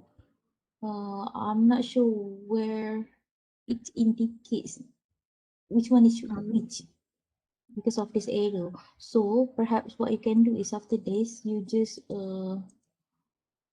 put better, let's say for this one, it is located here. And then this one is located over here. So we will know which one is which. You understand this one? Yeah. And then perhaps to make it more clear, perhaps we can indicate which one is different zone for this one. Let's say for this one is, let's say this one is commercial. So you are using the the red legends. And then for this one you are using, let's say this one is for recreational, you are using the yellow lines to indicate this one is recreational. And then another thing for institutional, you put it as green, something like that. So we can clearly indicate which one is which function. It is related to which function. Okay? Okay. So, okay, it's okay. Yeah, Right. it's okay. That one is going to be it going to be corrected after this lah, to be improved after this. Okay? But tapi the gambar tu I rasa tak perlu letak kot. Sebab I nak tengok yang senior, dia orang tak letak. You boleh letak sebenarnya, tapi tak semestinya you ikut totally ikut di seniors. Sebab But, banyak sangat macam messy. That's why yang tu you kena tahulah nak tak mana, perhaps susun kat tepi ni je ke. For instance, yang ni untuk institutional disusun sini. This one is only institutional. Let's say. And then untuk recreational you put it over here. Something like that. So it's okay. Yang tu kita akan configure out later. Okay. But I think for this time being, just take whatever data that you can get first, so that dia lagi senang. Gambar-gambar ni, dia akan help dekat you punya, after this you are going to propose your own co-working and office, right? So you can take this one as part of your president studies, let's say. So for the neighboring context, you have this kind of architecture. So you want to include some of the things inside your own ideation. For instance, how they do the entrance and so on, how they create the sense of welcoming. You can take it from here. Katakan macam tu. Right? Okay, it's okay. You just take whatever data that you can collect first, and then we'll decide whether we want to put in our presentation slides or not. Alright. Okay? Okay, next. Can you press the escape?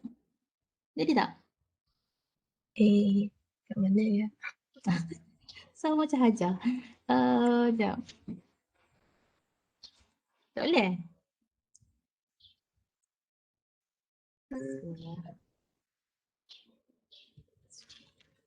So stop sharing lah macam Hajar tadi. Sorry.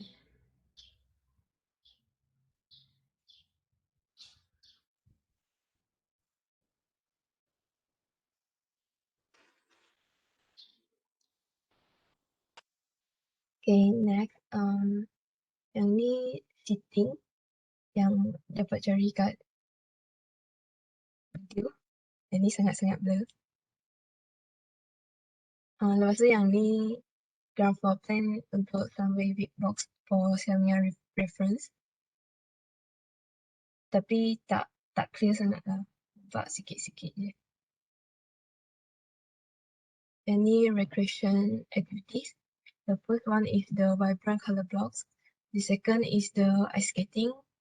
The third one is SpongeBob outdoor inflatable activities. The fourth is the SpongeBob Infinity Room. 2D, the following is the 2D monochrome cafe, Energy X Park, and lastly is the Infinity Cube Box. And the negative neighborhood patterns, I tak dapat cari banyak sangat gambar. Yang banyak ni noise pollution. Yang lain mungkin nanti saya cari lagi tengok ada gambar lah. Lepas tu yang ni public response. Sorry, untuk negative neighborhood pattern, is that the only thing? On the noise only? I nak cari vandalism apa tak dapat cari. Okay.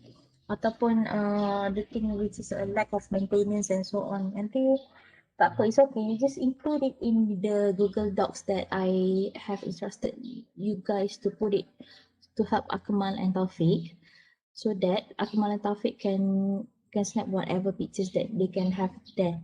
Okay? So not only the noise on the noise pollution. So if you are talking about the vandalism and so on, just put it in the checklist. Okay? Right. And this one is the public response to the questionnaire. You want to check, Doctor? The first one is about the ethnicity. The second is about the age group. Then gender, family size, the modes of transport, the reason they came to around the site, and the industry, and the time. The reason why you came here, I think because that one is surrounded by the commercial buildings and so on, right? So not only studying, working, traveling, and how about for entertainment? Okay, like that. One is entertainment, and then you need to add on others. Please specify, because we also want to know what are the things that they are going to do there. Perhaps they just only want to have cycling, or they just want to jog around that area then. So we don't know. So not only studying, working, and traveling only. Alright. Okay.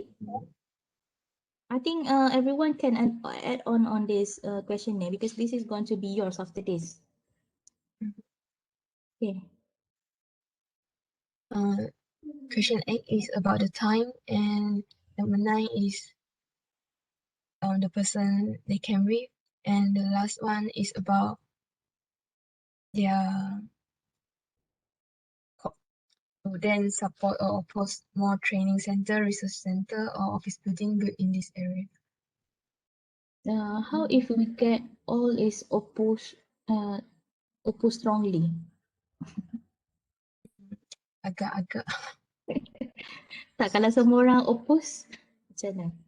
So we cannot do our training center, right? Right? Just nak dengar kenapa lah. Okay. Okay, kalau macam tu, this one is dia panggil apa? Close-ended question, because everything is put here, so they just need to just tanda kat sini kan. So what you can do is make it more open by putting, in your opinion, what will happen if there is one training center is put here and something like that. Ataupun let's say they support strongly, and then you need to have another question, why? So kenapa dia support? For instance. Okay. Lepas tu doktor nak tanya yang questionnaire ni kan, nanti kena print ke buat kat Google Google Form. Buat dua-dua lah. Buat dua-dua.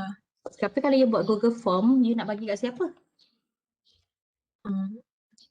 Kalau dia nak isi kat phone, Kalau so tak, kita print je lah. you print dalam 20 je. Okay. Yang latest, I think daripada Dr. PC tu, it is only 15 respondents, right? Because you are only in second year, so it is acceptable lah. Boleh lah. Buat 20. Ni pun Taufik kena print ni. You need to have ni lah, one treasurer. So that macam things that need to be printed and so on. Nanti kena, nanti you lantik lah. You give me this one, public response question eh. Nanti I'll browse tu. Nanti I add on kalau ada yang tertinggal. Boleh? Yes. Boleh. Right. Okay. What else? Next is the demographic. Yang population yang saya dapat cari is population kat Iskandar Puteri. 55,000. What's the references? Terlupa nak letak. Letak dekat bawah tu. Ya. Terus yang bawah ni population Johor Bahru. Yang nak tengok yang just yang ni dari tahun 2000 sampai tahun 2025.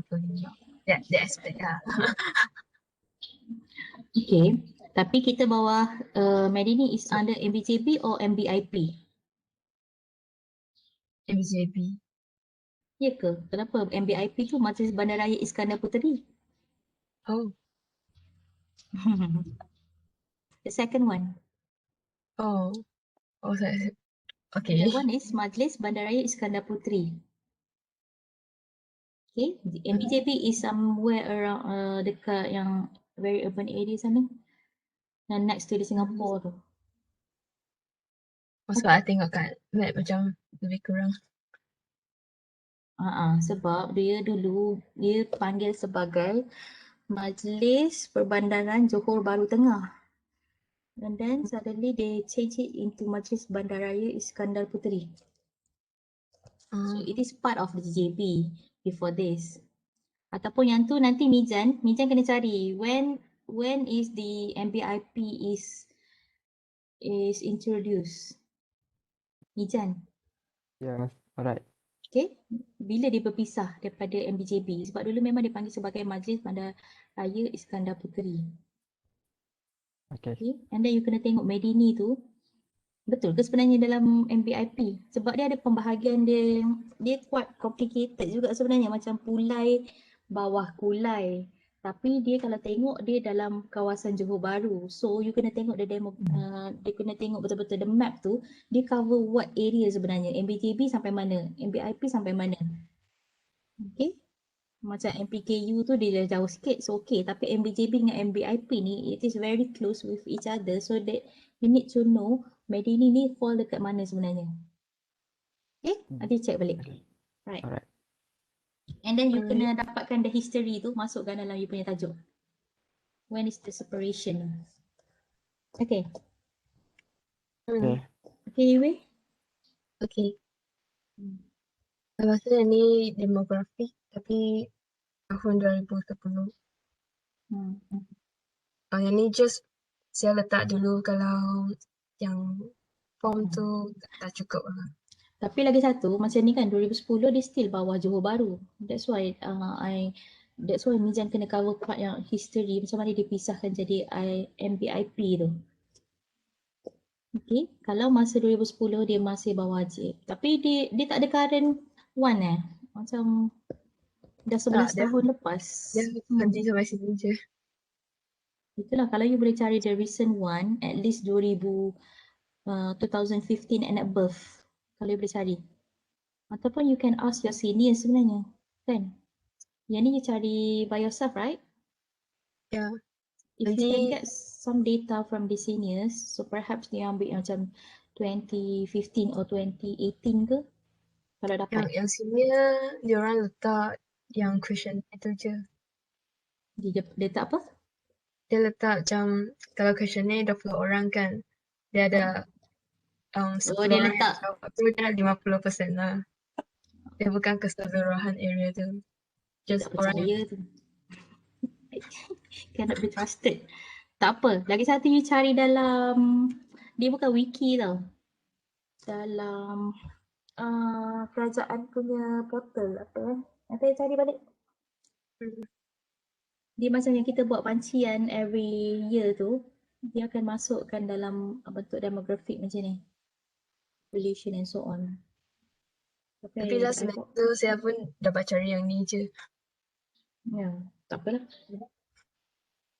Okay. Dan ni tentang the employment pattern. Tapi still Johor baru. Tak, yang ni keseluruhan Johor. Okay. Okay. So dia during the suitable location for people to visit and surrounded by natural environment and natural shading from trees and has strong community and able to make major annual events. And the weakness is noise pollution around the site and empty land is observed at the project site where there's no infrastructure. The opportunity dia provide aspect to fulfill both local community and enhance the positive and improve the negative of features on site, develop the economy of the area and more disabled friendly, and treat their lack of safety and security are concerned at the site. Yeah, that's all. Yikui, I have a question. What does it mean by strong community? Sebab situ ada residential area. Okay. Is it very near to your site? 3 km. Okay. Alright. Macam mana you tahu dia community tu strong and dia selalu buat event? Sebab dia dekat mall tu kan selalu buat event. Ataupun nanti Akmal and Taufik dia buat some interviews, dia tanya-tanya sikit dekat community tu. Lepas tu kat situ saya tengok dia ada hotel kan. So I rasa hotel tu mungkin boleh ada event lah. Okay, alright. So yang tu ada satu, about the event, if you want to add on in your presentation boards, you take it from, katalah you tadi kata hotel kan. So what are the events yang hotel tu provided? Perhaps dia ada website and so on kan? Macam tadi shopping malls tu kan. Shopping malls usually dia ada event dia posted about the advertisement dekat Facebook ke. So those are the things then that you need to just ambil dia punya poster and so on lah masuk dalam ni. Sebab kita nak tengok what kind of event that they have organised.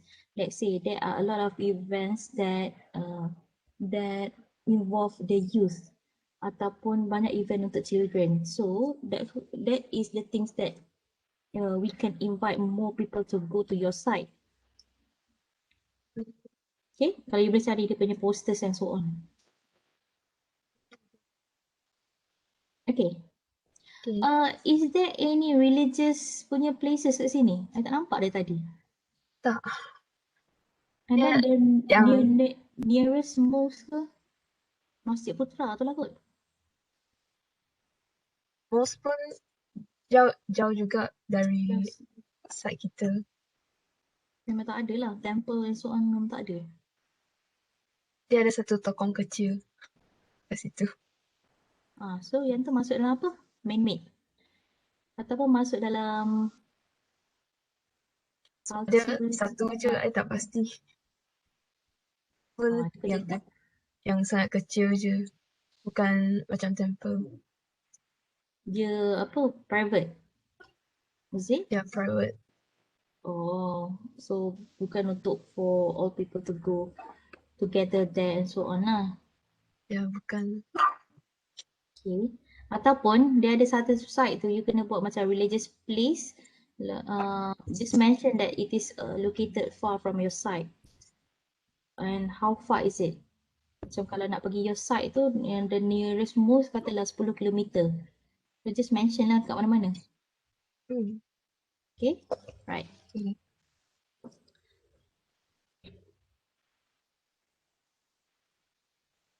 Next is Wei Hong's part. Doctor, I just continue or Okay. Oh, okay, so for me, what I will be doing about the climate. So here's a list the list of the content that I'm planning to put into this part, and then the first will be the general climate. So it will be showing the sun path diagram in 2D and 3D, and then the second one will be the windrows diagram, and inside the windrows diagram there will be showing direction and speed.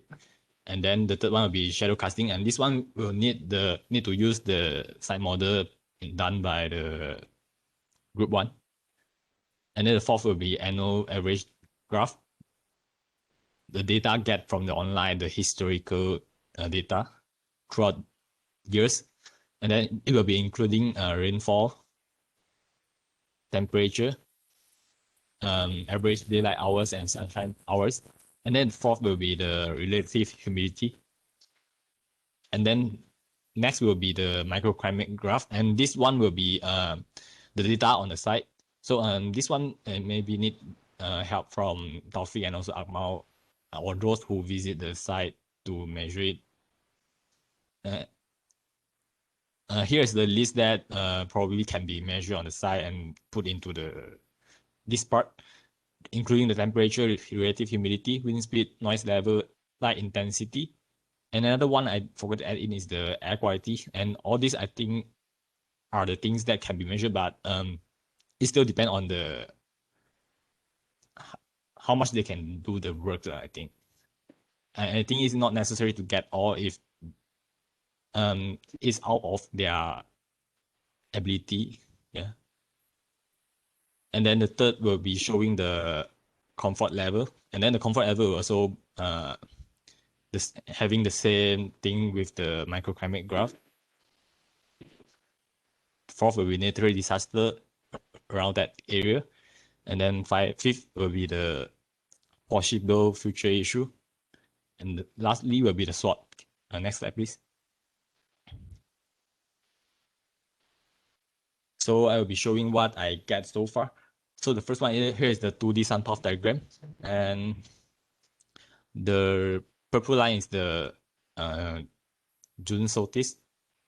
And then the blue line is the December. And then at the middle, then the orange line is the sun path for the day that I get the data, get this diagram. And then in this diagram also there is indication of the sunrise in the red color, the point, and also the blue color is the sunset. And this one, the sun path diagram I get from the source is the guysmart.com. Then for the 3D path diagram, and this one I get from andrewmarch.com. And for this part, it will be explaining about how the sun path, how to read the sun path, how the sun path work in 3D. And then I will separate into 3 different time, which is 9 o'clock in the morning, 1 p.m. and also the 5 p.m. Next. So on the left is a windrows diagram. And then this windrows diagram is showing the wind from different direction and also how many hours is does the wind as coming from that direction. And then different color also indicating different speed of the wind. Then on the right is an ideation of how I'm going to do the shadow casting for the site model. It will be separate into 3 different months. And these 3 different months is actually based on the solstice. The June is the most upper one. The December is the most lowest one. And then the March will be at the center one. And then also the time I take an average from the sunrise until the sunset, which is from 9 a.m. to 1 p.m. And then lastly is 5 p.m. And next. Okay, so here will be the Okay, so for this, I'm actually taking the data from Weather Atlas, and then from what I did, when I searched about the weather in Nusa Jaya or Iskandar Putri Iskandar or Iskandar Putri, I only get the data from mostly the data from Johor Bahru. Then here's the data and showing the amount of precipitation towards the months and also the number of rainfall day throughout the months. Okay. Okay, I think because it takes the nearest city. That's why we can just use this Johor Bahru. But is this the recent one? This one is, I'm not sure about it. But At least you need to know when is it. Is this 2018 something? there's no from the website there's no any indication of the latest data of this set of data. The latest date of this set of data, I didn't see any of it. Yeah, wait. Yes.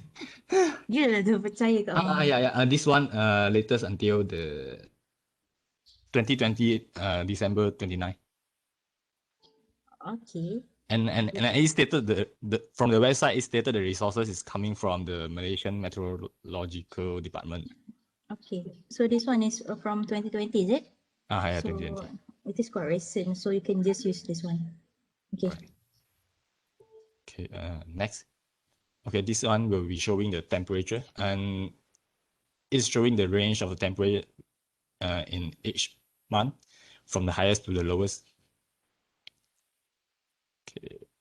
Okay, I think yang Yingwei tadi, yang the population of Johor and the socio-economics and so on tu, dia macam ni jugalah yang macam government punya website. Yang ni daripada Jabatan Meteorologi kan? I think the website itself is not updated. The website itself is not the meteorological, but it written there the resources is coming from the meteorology. So you can check the ones that is provided by the government sectors and so on. Macam tadi yang socio-economic tu perhaps jabatan perangkaan, something like that. So those are the things that you need to check on lah kalau dia update. Okay, because at least macam tadi dia 2010 kan. Yang ni okay because this one is 2020. So get the most recent one if possible. Right? All right. Okay, and next. And this one also from the same website, and this is showing the daylight and sunshine hour at the site. And for the general climate, there's one thing I haven't find it, which is the relative humidity. So I will try to find it as soon as possible, since I don't get the data from the same website. Okay, next. Okay, regarding this part, the human comfort level, this one, I actually extracted from the seniors' work, and I'm quite confusing by this thing actually. Dr. Fat, can I ask something? Because for this part is like showing the temperature, the humidity, and the wind speed or anything that which the number or the number or the data that is comfort for the human, but I don't know. This one, the bar is like from the left is the most comfortable and the right is the least comfortable, but the human comfort level is at center. I don't know what is it. It's the boundary is stating the comfort is at the center, but from the bar, the legend there, the most comfortable is the blue one and the least comfortable is the red one. What the fuck? Hey. Okay. I'm quite confusing. First. This one is okay already for the temperature. So the human comfort level is right 21 until 27. So you were talking about these colors, right? The more Yeah. comfortable, least comfortable. So I think most comfortable should be the part that human comfort D, right?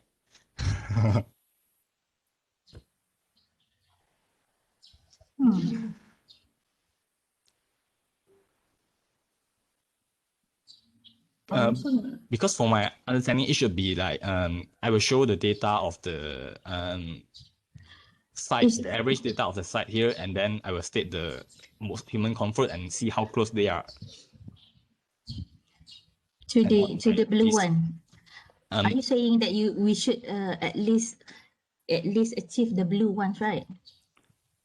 No. It's like for the bar, for the blue one, it will be the data for the most comfortable one, and then inside the dotted boundary will be the, how to say, the data that I get from the measurement or the data or the data that I collected, and then compare how close is it to the comfort level of the, or how close is it the site, the data of the site, to our human comfort level.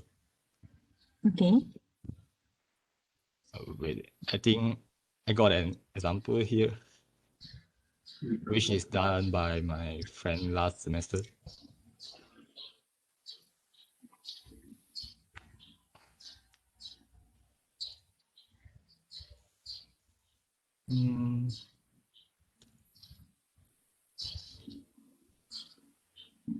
Wait lah.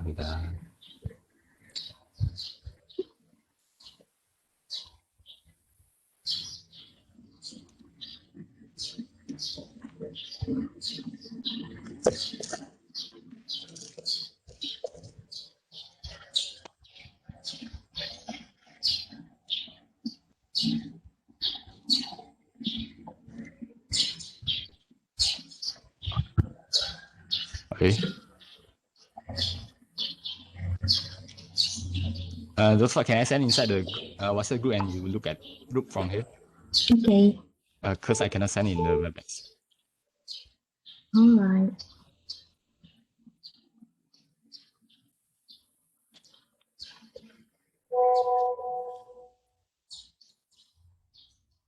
Because for this one, it's like the data in the boundary, the white line is the data, average data that get from the measurement on site or the annual data, and then it's like comparing to the most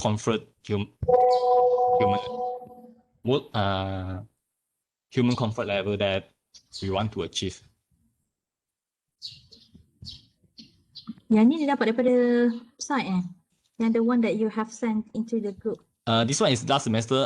Since last semester we didn't visit this one. My friend got it from the data from the internet.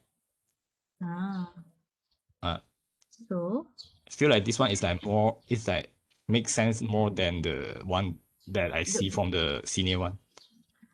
So which one is which? Yang you tunjuk dekat yang this colourful one? The colourful one. It is from where? It's from the senior works. Senior works, and then the one that you have sent to the WhatsApp group? Is my friend's work last semester. Also, both are from your seniors.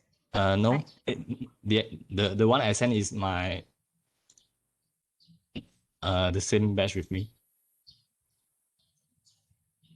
Okay. Dia ambil daripada Doctor? Sorry, I think what you can do is, this one is the standard human comfort level, right? The one that you show this in this WebEx ni, this one is the standard one. Yeah. And then when you go to the site, you need to you need to configure out whether the site itself is it, tapi dia memang akan masuk dalam ni. Dia akan masuk di average wind speed. Let's say wind speed is only between 0.8 until 3.1.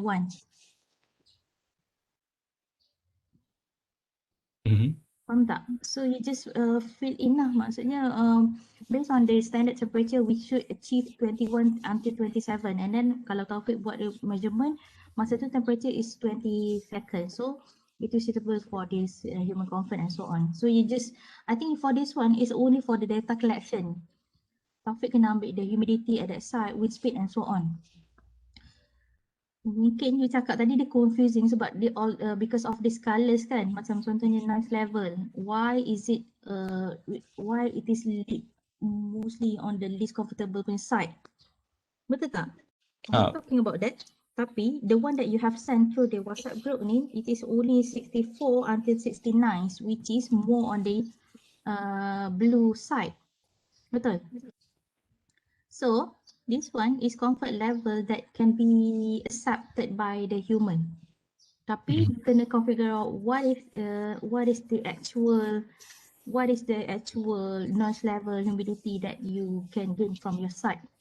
So you just plug in je lah, masukkan. Faham tak? So katakanlah noise level tu is still can be acceptable in your site. So it's okay lah, right? And it is more on the blue line. So it is acceptable and it can be a comfort noise level for those who are staying there.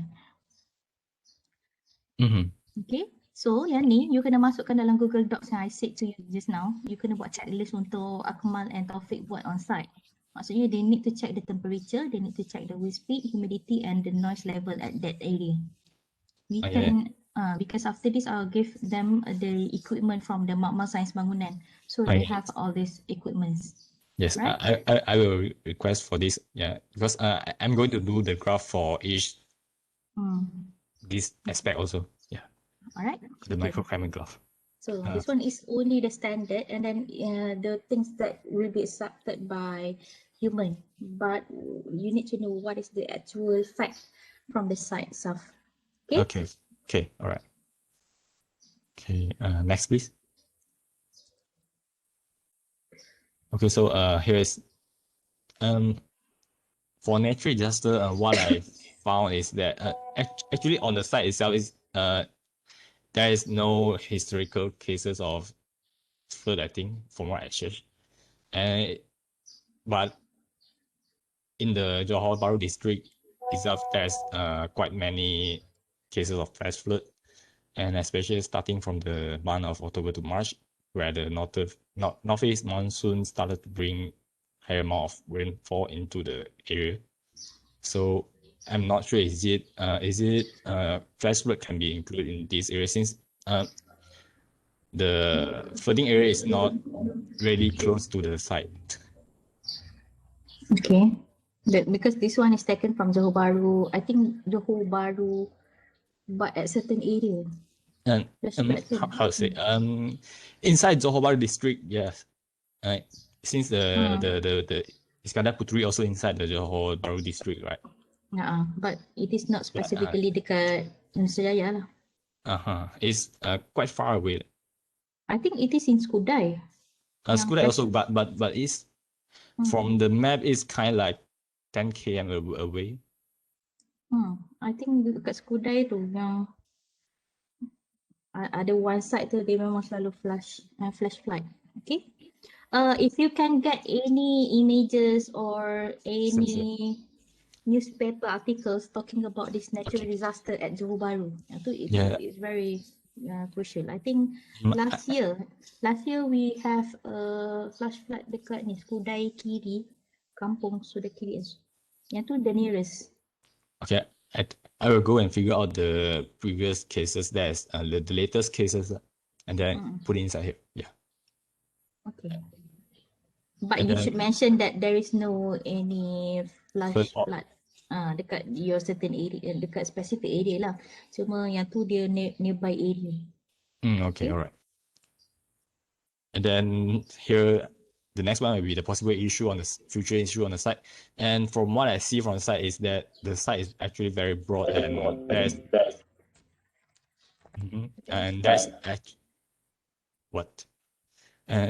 the site is actually very broad, and there's no much tall building or whatever, and whatever shading element around.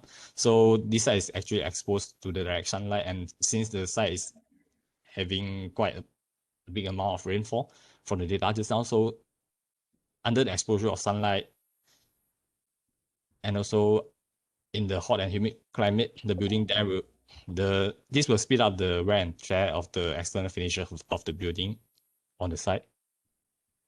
And then another issue is that with the development of the Medidi master plan, the building and also the population on the site will have the tendency to get denser and denser. So this may lead to more human activity, and there will be sound pollution, air pollution, and so on.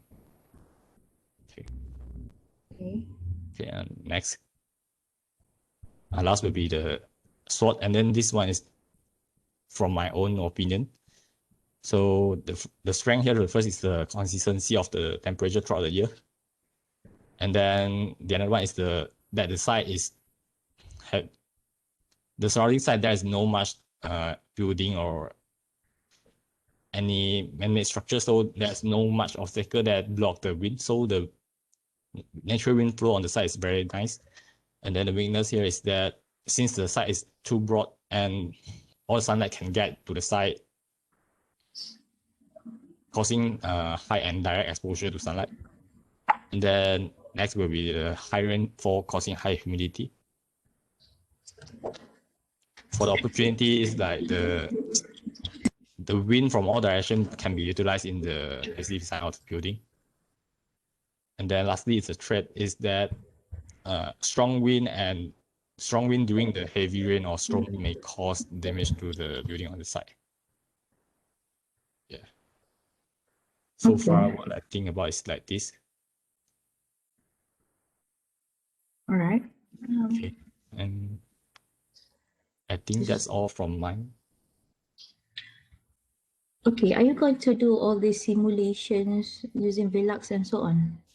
And how about the site model? Who are going to do the site model? The site model will be done by group 1, I think.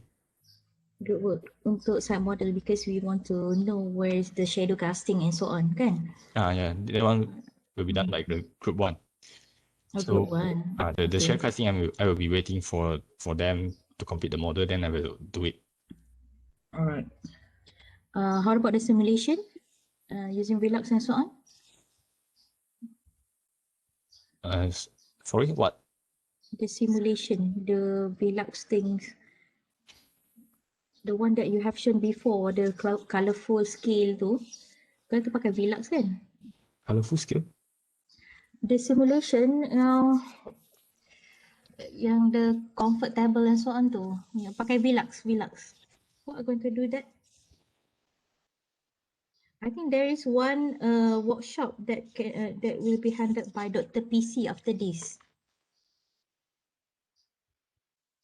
Yeah.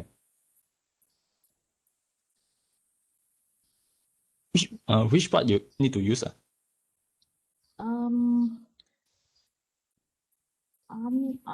Is it for the study on the building? That one. That one will be later on. I shall explain. Okay, all right. Okay. So, okay, is there any question for her? Guys? Oh, no question. Okay. Everything is so clear until there is no question. Okay, Hang. Yes. All right. So I think most of the things that you have managed to find it in the website. For after this, after Akmal and Taufik go to site, and then you have created the skill model, 3D model, and so on. And then you need to add on based on that. Okay. And then please add on the checklist so that Akmal and Taufik will not miss anything during the site visit. Right. And how about the action plan? So that one can be talked later onto action plans. Okay, for the action plan, usually we will have a thema for specific action plan. Let's say you have studied whatever issues that are related to your site. Let's say you were talking about the noise pollution, and then you want to create something which is pollution free at your site, let's say. So that is your team. So what are the things that you are going to inject in this area so that it can you can create a better master plan for your specific area. Faham tak? Usually kita kena ada team tu lah. Ataupun you tengok dekat dia punya issues, there is no human activity. The space is so empty and there is nobody there during your site visit. And then how to make it more livable, let's say. So that is your team, and then you need to add on the action plan accordingly. Tak apa, yang tu untuk action plan, we can talk about it later after we have got all this information. Okay? Asha will continue. Alright. Okay. Asha. Okay. So I'll continue for my part, which is part 2, environmental understanding of tropical sites. So first, about the tropical design element. So for tropical design element, I need to wait for the 3D model. So tak boleh buat lagi. And next for building study, we have discussed and choose to kaji type of windows. So first building yang kita ambil is, this is not Laman Nugget actually, nama dia Emerald Boulevard 88. And then Majlis Pemandangan Iskandar Puteri and also Sunway Big Box. And then I also do the data of illuminance daylight and data of illuminance daylight and luminance, which is lepas kita dapat issue from the data of illuminance ni. And then also for the conclusion part, which is the permeability and connectivity and also the site synthesis and also action plan. Next slide please. Okay, thank you. Oh, tadi yang I tanya pasal simulation tu dekat sini Sorry. Supposed to be it is here kan? Yeah. Okay, sorry. Not getting Okay, so first of all untuk building ni, kita orang pilih untuk ambil building dekat atas tu. Can you please show apa nama? Majlis Pembandaran Iskandar Puteri, which is dekat top tu, satu. And then also dekat bawah tu Sunway Big Box. Okay, Sunway Big Box. And also dekat sebelah kanan ni, kiri ni kanan. Kanan which is the benda nama dia. Lupa. Nama dia. Apa nama dia? Lupa. Sorry. Which is yang tu lah Emerald Boulevard 88. Okay. Yang tu. Okay. So first nak tanya dulu, boleh tak kita orang setuju tak kita orang nak ambil those 3 buildings? At first kita orang nak ambil juga ada Avira ni, tapi dia macam quite far from our side. So kita orang ambil the apa nama tadi? The Boulevard 88 ni. So is it okay, Dr. Fad? Asha, you need to choose 3 different buildings with different typology, right? So what are the difference between these 3? Different typology. Ni? The height of the building. The height of the building. What about the typology? The function of the building.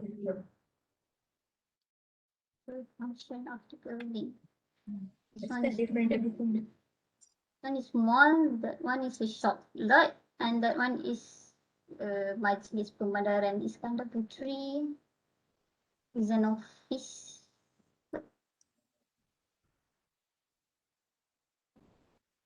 So we need to choose different approach. Okay, one is commercial, one is office, another one?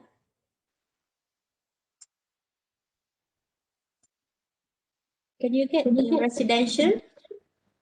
Residential nak ambil the Avira, boleh kan ambil yang Avira ni, that it's quite far from our side. How far is it? Avira tu yang colour mana? Yang kita nak ambil mula-mula tu, yang dekat atas ni, atas 88. Yang Pinewood ni Dekat tengah yang biru, yang kotak biru pekat. Yang tu. Ni Yang tu. That one.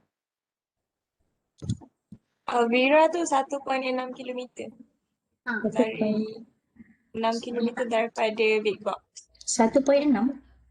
1.6 km. Okay. Okay, sebab tu I tanya, when you choose these three buildings, what are the difference? Let's say you have a difference in terms of function, at least you can study dia punya, okay, for the office, what are the crucial things for the office, because it will be used for the working people. Okay, so you need to have enough sunlight and so on. And then untuk residential, perhaps it will be used the whole day kan. So because lagi satu, Taufik dengan Kamal kena dapat dia punya roughly layout for this one. Okay, can you get the layout daripada Google Maps ke? Ada tak dia punya perimeter of dia punya plan ke? Ada tak? So dia tak payah ukur. Patutnya macam kena ukur sikit kan. Macam let's say majlis bandaraya tu besar mana? Ada tak dapat? Dekat Google boleh ni kan? Boleh terus tak? Boleh.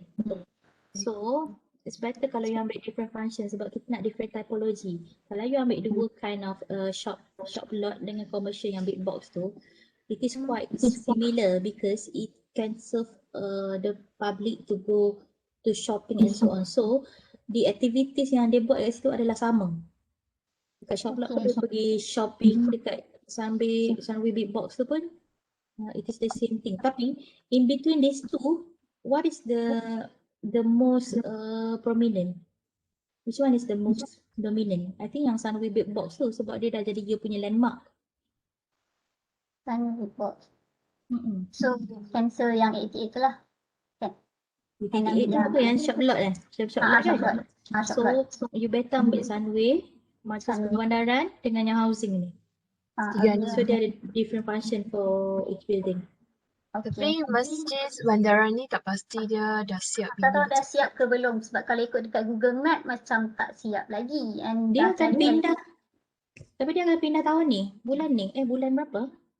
I think dah siap. You know the big building MBIP dekat Jalan Skudai tu? Tahu tak? Tak tahu. Tapi dia akan pindah lah. Yang kotak tu. Yang tepi jalan tu, yang besar-besar tu, Majlis Bandaraya Iskandar Puteri dekat Skudai. Selalu nampak. Kat jalan besar tu. Dia akan pindah ke sini. Saya rasa bulan 3. Pindah ke yang ni, ke yang baru ni. Okay. So dia dalam fasa pemindahan sekarang ni. Nanti Taufik ambil gambar yang baru. Sebab yang ni 2018 kan. That's why nampak dia empty. Betul tak? Ni Google, ni view kan? Street view kan? They are moving this year. Okay. So dah siap dah. Dah siap ke? Saya ada soalan. Saya ada soalan.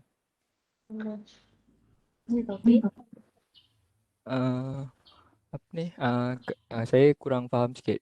Kenapa kita nak kena ambil different type of building untuk kira dia punya apa tu? Apa yang tadi tu untuk kira the apa tu yang kat depan luminance semua tu. kita dia punya illuminance tu apa semua bukan tu. Yang ni type of windows kan. You kena tengok balik yang previous bought by your seniors tu. Dia sebenarnya different era. Maksudnya bangunan lama heritage building macam mana, lepas tu bangunan pertengahan bangunan mana, lepas tu bangunan moden macam mana. So dekat your side dia tak ada bangunan-bangunan lama, so everything is very new kan. That's why kita ambil different function at least. Sebab different function kalau you tengok type of windows pun dia lain. Macam Sunway big box kan, dia macam heavily dependent on mechanical. Okay, kalau housing dia banyak kepada natural punya daylight. And then natural punya ventilation. Nampak tak? Dia punya function lain. Lepas tu dia punya ni pun lain lah. Type of window semua lain. Maksudnya kita analyse 3 different building ni untuk tahu the architecture style ke atau untuk apa? I think you kena tengok balik yang dia punya requirement. Dia not only on type of windows kan? Kan Asha? Ada beberapa things yang boleh pilih elemen-elemen yang kita nak. So kita orang pilih Windows. Boleh je buat elemen lain. Shading device pun boleh. So kita orang ambil Windows. Dia pun boleh, cuma susah nak ukur I rasa. So, kita sikit kot. Apa dia? Dia ada juga type of roof.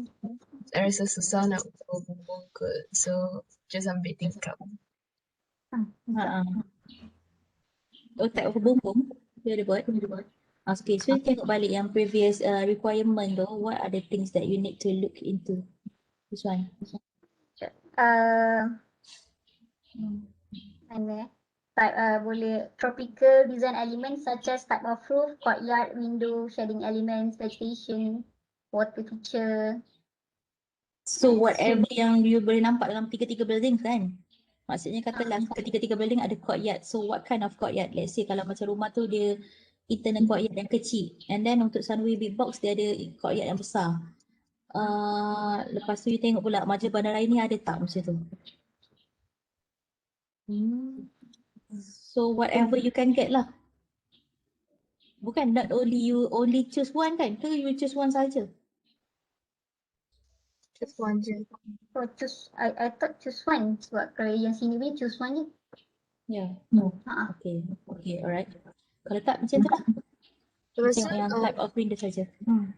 doktor I nak tanya macam kan yang pergi site hanya 10 orang. Lepas tu kalau semua work-based kalau pilih building yang tak sama, tak susah ke untuk Yang tu you kena discuss dengan you punya other work base. kalau semua ambil kalau semua work-based guna building yang sama, tak apa. Yang tu kena tanya dalam grup besar. Nanti kita tanya dalam grup yang dalam grup design 4. Sebab yang Kalau- simple guna ambil building yang beza-beza. Sebab tu I tak pasti boleh tak kita ambil yang sama. Kalau beza kita bezakan lah. Maksudnya kita dah chop this building kan. So they cannot go to our side. Tapi sebab tak cukup orang untuk ukur. Itulah itu sebab tu I cakap dia macam roughly you ambil daripada Google Image. Google Image pula, Google Map. Macam Majlis Bandaraya kan, it's so big kan, takkan Taufik nak kena ukur. So ambil je dekat maps tu dulu, just ambil gambar untuk katalah types of windows. So ambil gambar windows dia, let's say. Tapi dia kena ada detail section. Yang tu sketch je kan? Very detail ke? Rasa tak very detail kot. Kalau ikut dekat dalam tu cakap sketch. Lepas tu kalau ikut sini ada yang buat dia punya dimension, ada yang tak, like sekadar sketch je. Sebab I think ataupun sebab last year dia still can go to the site before the COVID. Tu last year kan. So yang ni kan tinggal berdua. So we are not going to punish you because of that. So you can just roughly do it. Okay. Okay. Okay, next slide. Okay, so for each building akan ada the building's location macam yang dekat sebelah kiri atas. And then sampah direction ni buat from the plan March, June, December pukul 9, pukul 12 dan pukul 3. Yang ni boleh pakai SketchUp kan? Tak buat betul-betul lagi sebab takut nanti tak setuju building. Tak, I mean dia punya ni you boleh dapat kan? March, June, December. Boleh. Share dekat sini kan? Boleh. Lepas tu tadi baru perasan Hong punya lain bulan lain waktu. So nak samakan juga ke? 9 wajib samakan lah. 9, 12. Tadi Hong punya pukul 9, 1 dengan pukul 5. 9, 12, 1. Hari ni 9, 12 dengan 3. You ambil yang macam Hong lah. Ambil macam Hong. 9, 1, 5. Sebab pukul 5 matahari dia dah pergi, dia dah nak jatuh lah. Dan macam pukul 3 dia still lebih kurang dengan pukul 1. Ni pukul 3 kan? Dia buat pukul 5. Okay. So So pukul 9, pukul 1 dan pukul 5. Lepas tu yang tadi elevation, planning and station tu sketch okey dah, yang tu dah. Lepas tu next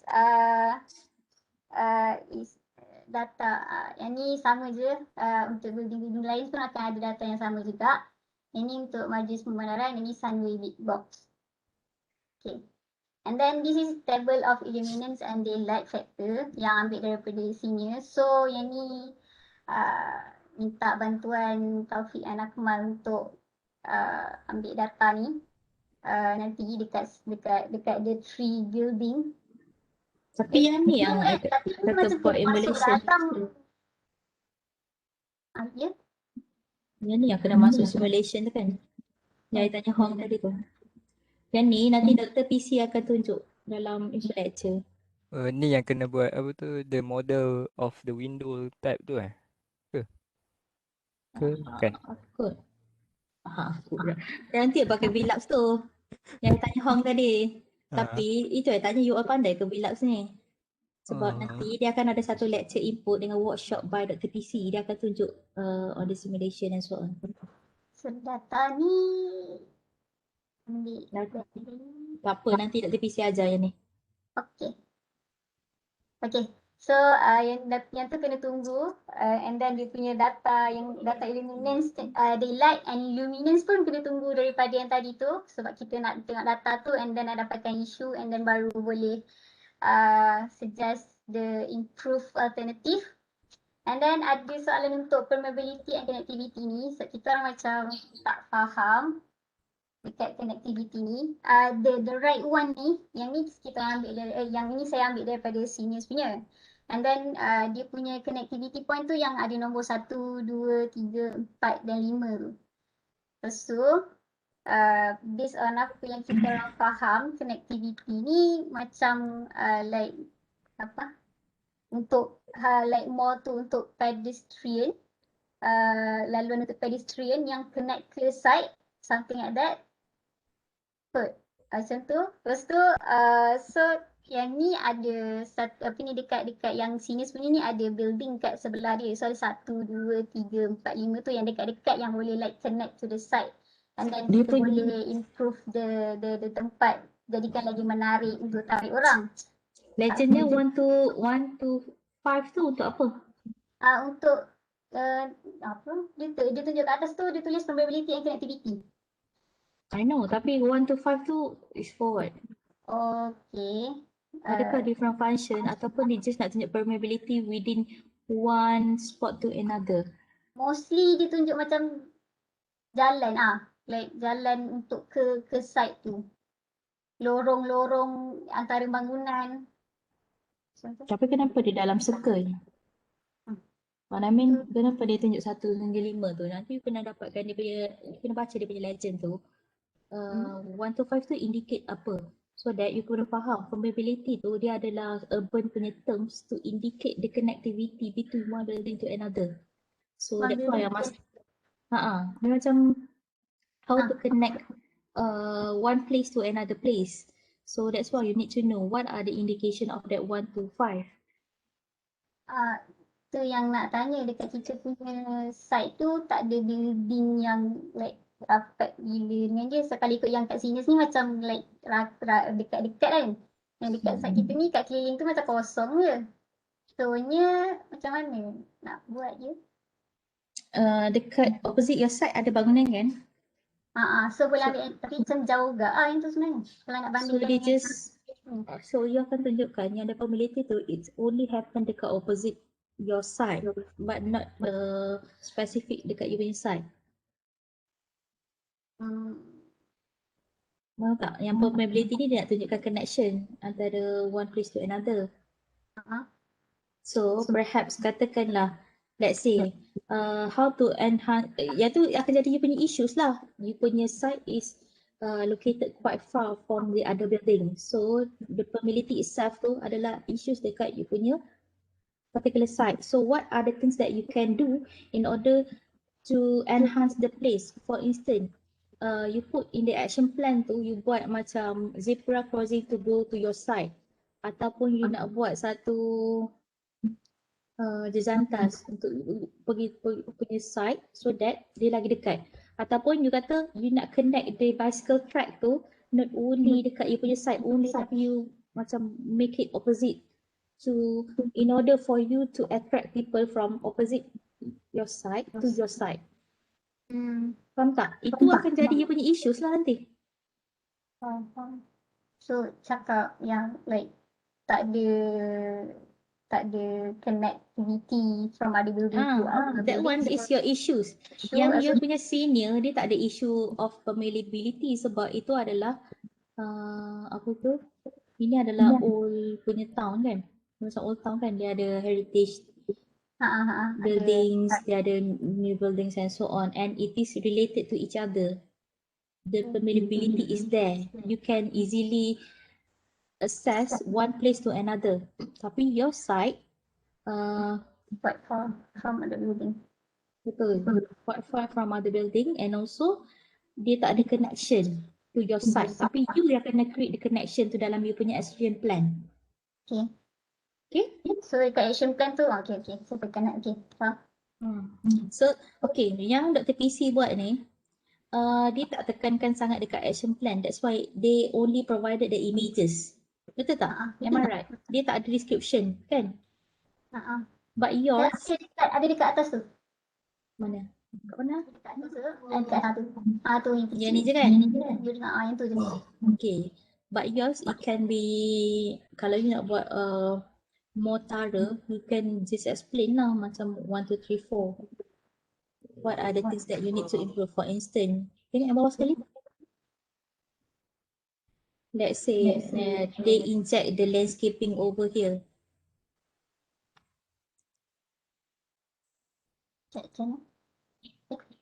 Okay, they inject the landscape inside this narrow street. Why? Is it related to your issues? Ataupun you cakap tadi you punya site is located quite far from the other side, the opposite. So you want to create this narrow line to go to your side. Jalan from this side. So those are the action plan. So you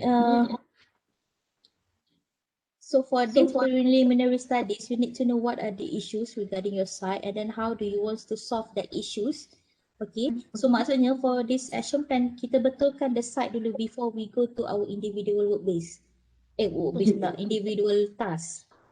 Okay, maksudnya okay, you dah tambah zebra crossing so that people can come from opposite area to your site. Okay, so that after that baru you boleh buat you punya building untuk co-working untuk Magic X tu. Faham tak? Faham. Alright? So, yang track kat belakang tu kira kalau kita buat jalan X tu kena connectivity juga. Kalau kita buat ada track tu. So boleh buat like ke situ. Kita cakap kalau kata tadi ada bicycle track kan, tapi bicycle track tu dia terputus kan? Okay, so you can connect it dekat dia punya opposite.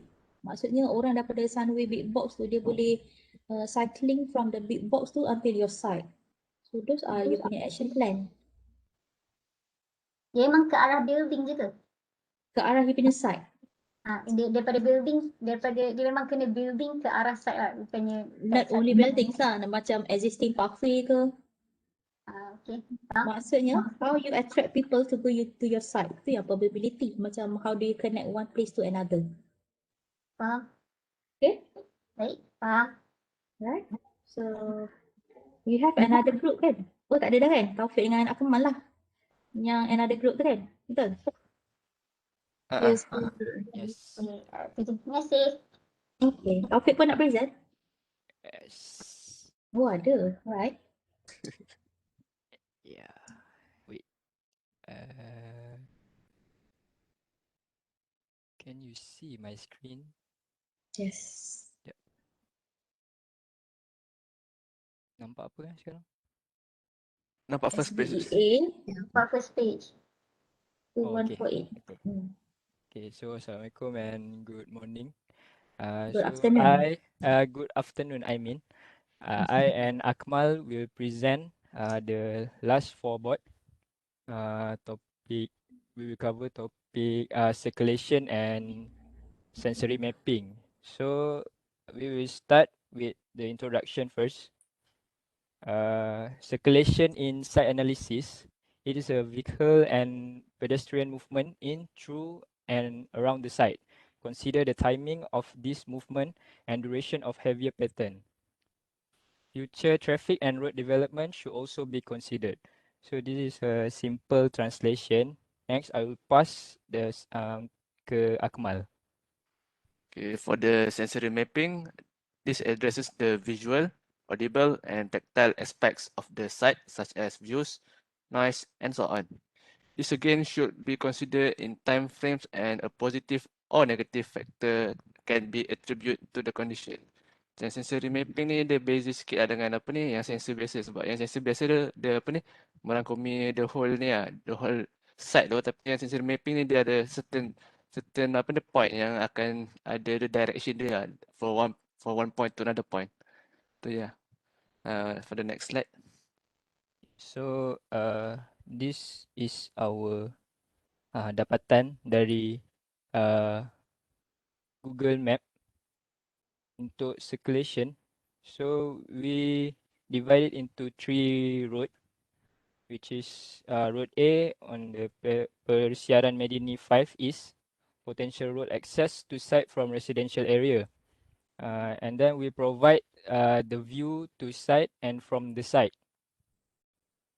On the next slide, route B, which is Persiaran Medini 5 West, potential road access to site from Highway Nusa Jaya. And then also we provide the view to site and from site. And lastly, for road C, Lebuh Medini Utama, potential road access to site and retail park. And also we provide the view to site and from the site.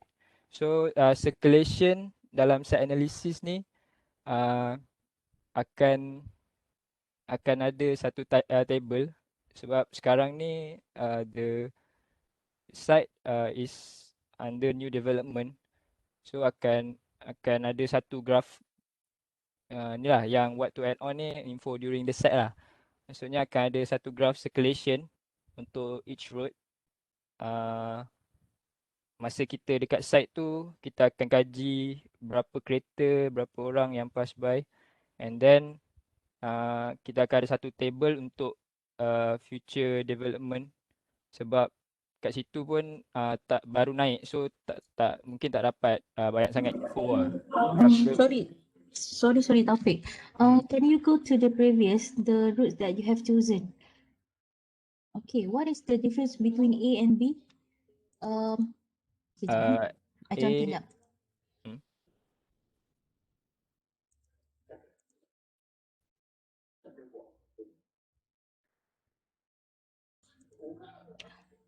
Okay, C is here. It is very clear kan? C sini kan? Yep. So, is it here? Yes, C. Okay, this one is A, C, and B here. Betul?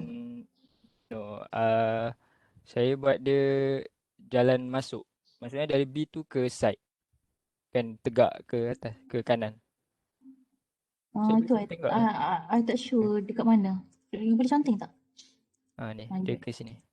Yang A ni dari kanan to the Is left. that the same road? Tapi dia two-way kan? Oh, so kita tak boleh choose the same route kan? Tapi sini dari highway, sini dari residential area. That's why. Okay, katalah nama jalan beza tak? Ada tak? This one mesti ada nama jalan kan? The two-way. So this one is considered as one route because it is one route tapi two-way. Okay, so this one is indicated as A. Let's say. So this one is also two-way, right? But it is indicated in the second route, which is B. Let's say kan. So you need to choose one more. I think this one is better. Ni. Because it is nearer to your side. Okay. Okay. So this one could be the C. Sekejap, kita dah ada A, B, saya tak faham. Sebab tadi you buat A dengan B tu, it is the same route kan? Cuma dia two way, betul? Okay, betul. So, you kena ada choose satu lagi lah kan? Oh, Betul faham. tak A dengan B tu jalan yang sama? Cuma dia two way je lah. Okay, Sebab dia ada nama jalan kan? So, nama jalan tu sama kan? So, you kena ambil dia sebagai satu jalan. Sebab dia satu nama jalan. Okay, so you need to add on another one lah. Maksudnya yang tertinggal tadi. Sebab yang tu you kira sebagai one way and two way. Betul? Kalau ni satu, ni dua, ni tiga, tak boleh? Tak jadi eh? Satu, dua, tiga. Boleh. Macam mana? Yang ni, Kejap. yang A ni satu, dua, tiga. Sorry. You counting juga. Macam mana I nak clear my annotation tadi? Control Z kot. Control Z. Undo. Tak ada pun. Oh, tak ada eh? Tak ada pemadam ke apa? Pemadam. Ada. Clear all annotation. Okay. Tak ada kan? Okay, you canting. I tak faham. Okay, yang A kat mana? first road. Okay, A. And then the second road. Okay. So this will be 1, this will be 2. Then last one is here. Third road. Betul. Okay. Because you tak boleh buat macam satu jalan jadi dua way, you pecahkan kepada A and B, C sebab you are doing the sensory. Kalau you pergi macam tadi, one way to another way, dia akan sama je lah sensory dia kan. Kalau dekat tengah tu bising, ada noise pollution. Tapi saya punya topik bukan unnecessary lagi. Nanti Akmal punya baru ada sensory. Ini just untuk circulation to site je. Tapi jalan sama kan? Jalan tu sama lah. Itu lah sebab jalan tu lah. Jalan dengan sensory tu. Okay. So I think this one is better. Kalau ni dia lain lah. A, B, C. Alright. Okay, next. Macam mana? Alamak. Kan, tak boleh kan? Kejap saya selalu escape. Tak boleh Sekejap. Dah hilang lah. Memang dah hilang dekat saya punya ni. Yang ada ni. Kejap saya stop sharing dulu Boleh?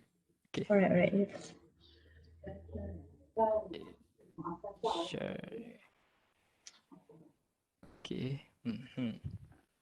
Okay, nampak? Satu lagi Taufik, instead of macam tadi lah you buat macam A, B, C macam ni kan confusing. You kena tanda jalan tu macam along the way. Okay, Buat macam you conteng tadi tu. Okay? Alright. Sekejap Right. So okay. Next I will pass sensory mapping to Akmal. Apa ni sensory mapping, dia ada pilih 3 road lah. Dan tak tahulah apa ni, dia kena samakan road doktor daripada yang sensory road dengan apa ni road to site. Sebab sensory mapping ni dia road dia lain sikit daripada yang tadi Taufik pilih tu. Ada lain lah. Contoh ni daripada tempat parking ke apa ni big box village. Lepas tu yang apa ni, yang point ni akan ada view daripada satu checkpoint ke satu checkpoint. Sebab apa ni nak tengoklah apa yang mungkin akan berlaku kat setiap checkpoint tu, macam apa yang kita boleh detect from our sense tu, from five sense gitu. Macam ni, apa ni from the checkpoint 1 tu, boleh nampak view apa ni, boleh observe lah dekat certain checkpoint apa yang berlaku. Dan apa ni more spesifik lah untuk setiap apa ni checkpoint lah, daripada yang apa ni sensory yang biasa. Tu untuk ni lah. Sensory mapping road A. Kalau road B, tunjukkan Taufik semua road tu. Ni kalau daripada road B, dia daripada apa ni Big Box Village pergi ke lalu ke tempat Padang Yang tengah tu memang lalu Yang tengah tu memang ada laluan ke? Dia apa ni kalau jalan boleh. Kalau guna vehicle tak boleh lah. Dia apa ni kalau pedestrian boleh lalu Padang macam across. Dia tak ada spesifik apa yang you yang lalu kan? Kalau tak, mesti you lalu kejap. Lalu track ke? Mesti you lalu. Bagilah I tengah request. Tolonglah siap. Dia boleh decline pula. Okay. You mesti jalan macam ni kan? Betul? Hmm. You nak cepat? Jalan-jalan macam ni lah. Lalu track. Kan? Kena jalan macam tu. Macam tu. Okay. Kalau tak, boleh tak Taufik tambah another one? Jadi 4 lah. 1, 2, 3, 4. Maksudnya circulation dengan road untuk sensory ni is the same thing lah. Sama jalan dia. Okay. Sebab kita akan guna tu untuk kita punya project tu. Okay. So katalah you buat building. So I want and then you said you want double frontage. I want the building to front to the entrance to be here and here. Kenapa? So kita tahulah because this one dia punya sensory macam tu.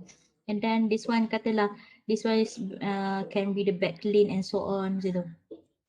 Okay. Tapi you tak payah habiskan sini sebenarnya. Sekejap. Macam mana yang nak padam? You just ambil whatever jalan yang dah ada. Macam mana yang nak clear notation jap? Alright, okay, sorry. So, 1, 2, 3, and then this one sampai sini je. Oh. Dia buat route untuk macam vehicular punya ni. Faham. Boleh. Okay. ABC ni nombor 4 lah. Maksudnya yang ni macam potential untuk nanti jadi service lane tu. Tapi sebenarnya jauh sangat. Sebab kita punya site sini je. Sekejap Kita punya site sini kan. Ataupun dia kena pilih 3 jalan je kan. So which one is nearer? I think this one is nearer and dia ada banyak lagi potential from this one. Yang ni macam jauh sikit nombor 4 ni. So perhaps you ambil 1, 2, 3 je. Ni. 1, 2, 3 je kot. So sebab yang ni dia quite far from your site. Tak payahlah. Ambil 3 je. Okay, sebab all the sensories tu memang you akan guna dekat you punya second project. So this first project is only for you to get the overview of the whole site. Lepas tu baru you akan masuk dekat you punya individual. Okay? Okay, Doktor. Next. Apa lagi?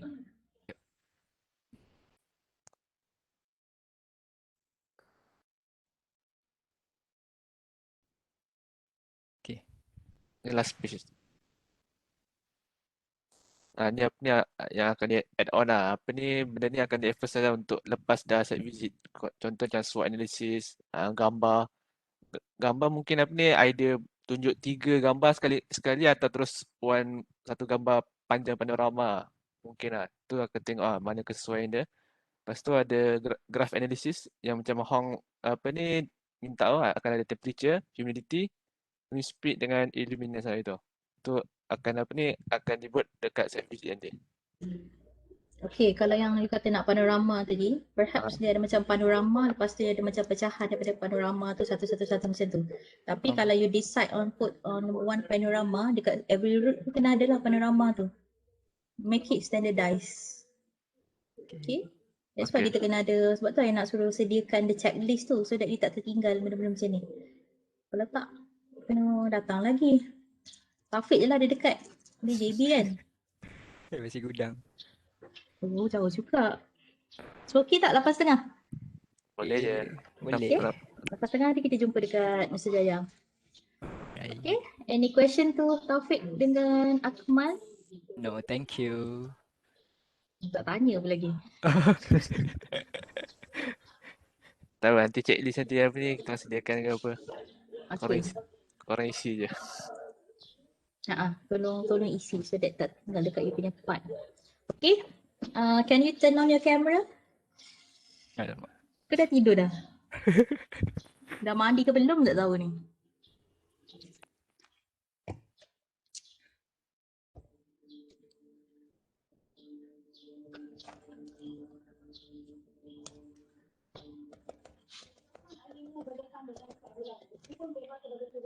So, tak nak tunjuk muka.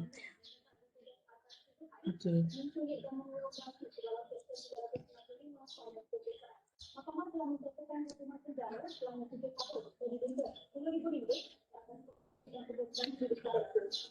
Okay guys, Azu, Asha, Yingwei, Afina. Seminit. Sekejap. Seminit terlama Asha. Make up ni. Okay. Okay guys, thank you very much for your thoughtful sharing session. I think at least for today we have already got the overall general overview that what are we going to do after this for your after your site visit, and also to help your friends to go to the site because there are a lot of things to be covered up by Taufik and Akmal. So after this you just provide the checklist for Taufik and Akmal, and I'll get the equipment for you guys to go to the site, and then I'll give you the brief at the site together with other work base as well. Lagi satu, aku minta dengan Taufik, please give me your names and metric numbers so that I can issue a letter from department. Okay? Please wear proper attire dengan pakai kad metrik during the site visit. Okay? Takut jadi apa-apa nanti. I punya I pula yang kena. Right?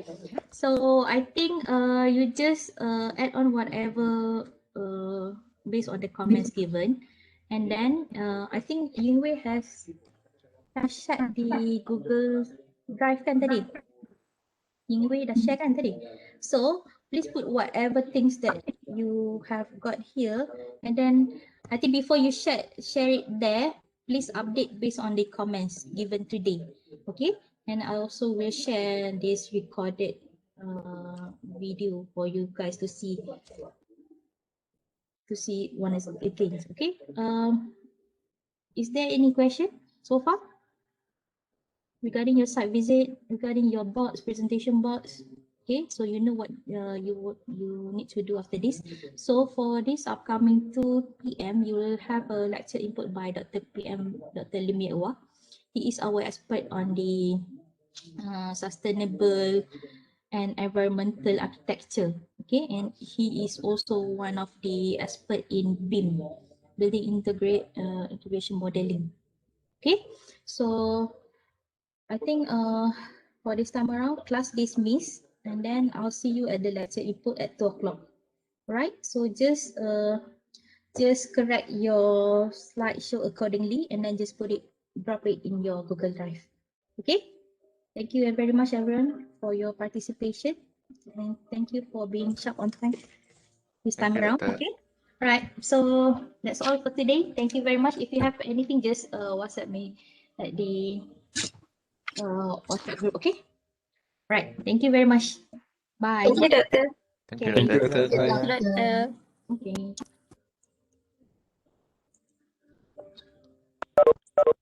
Thank you, Doctor.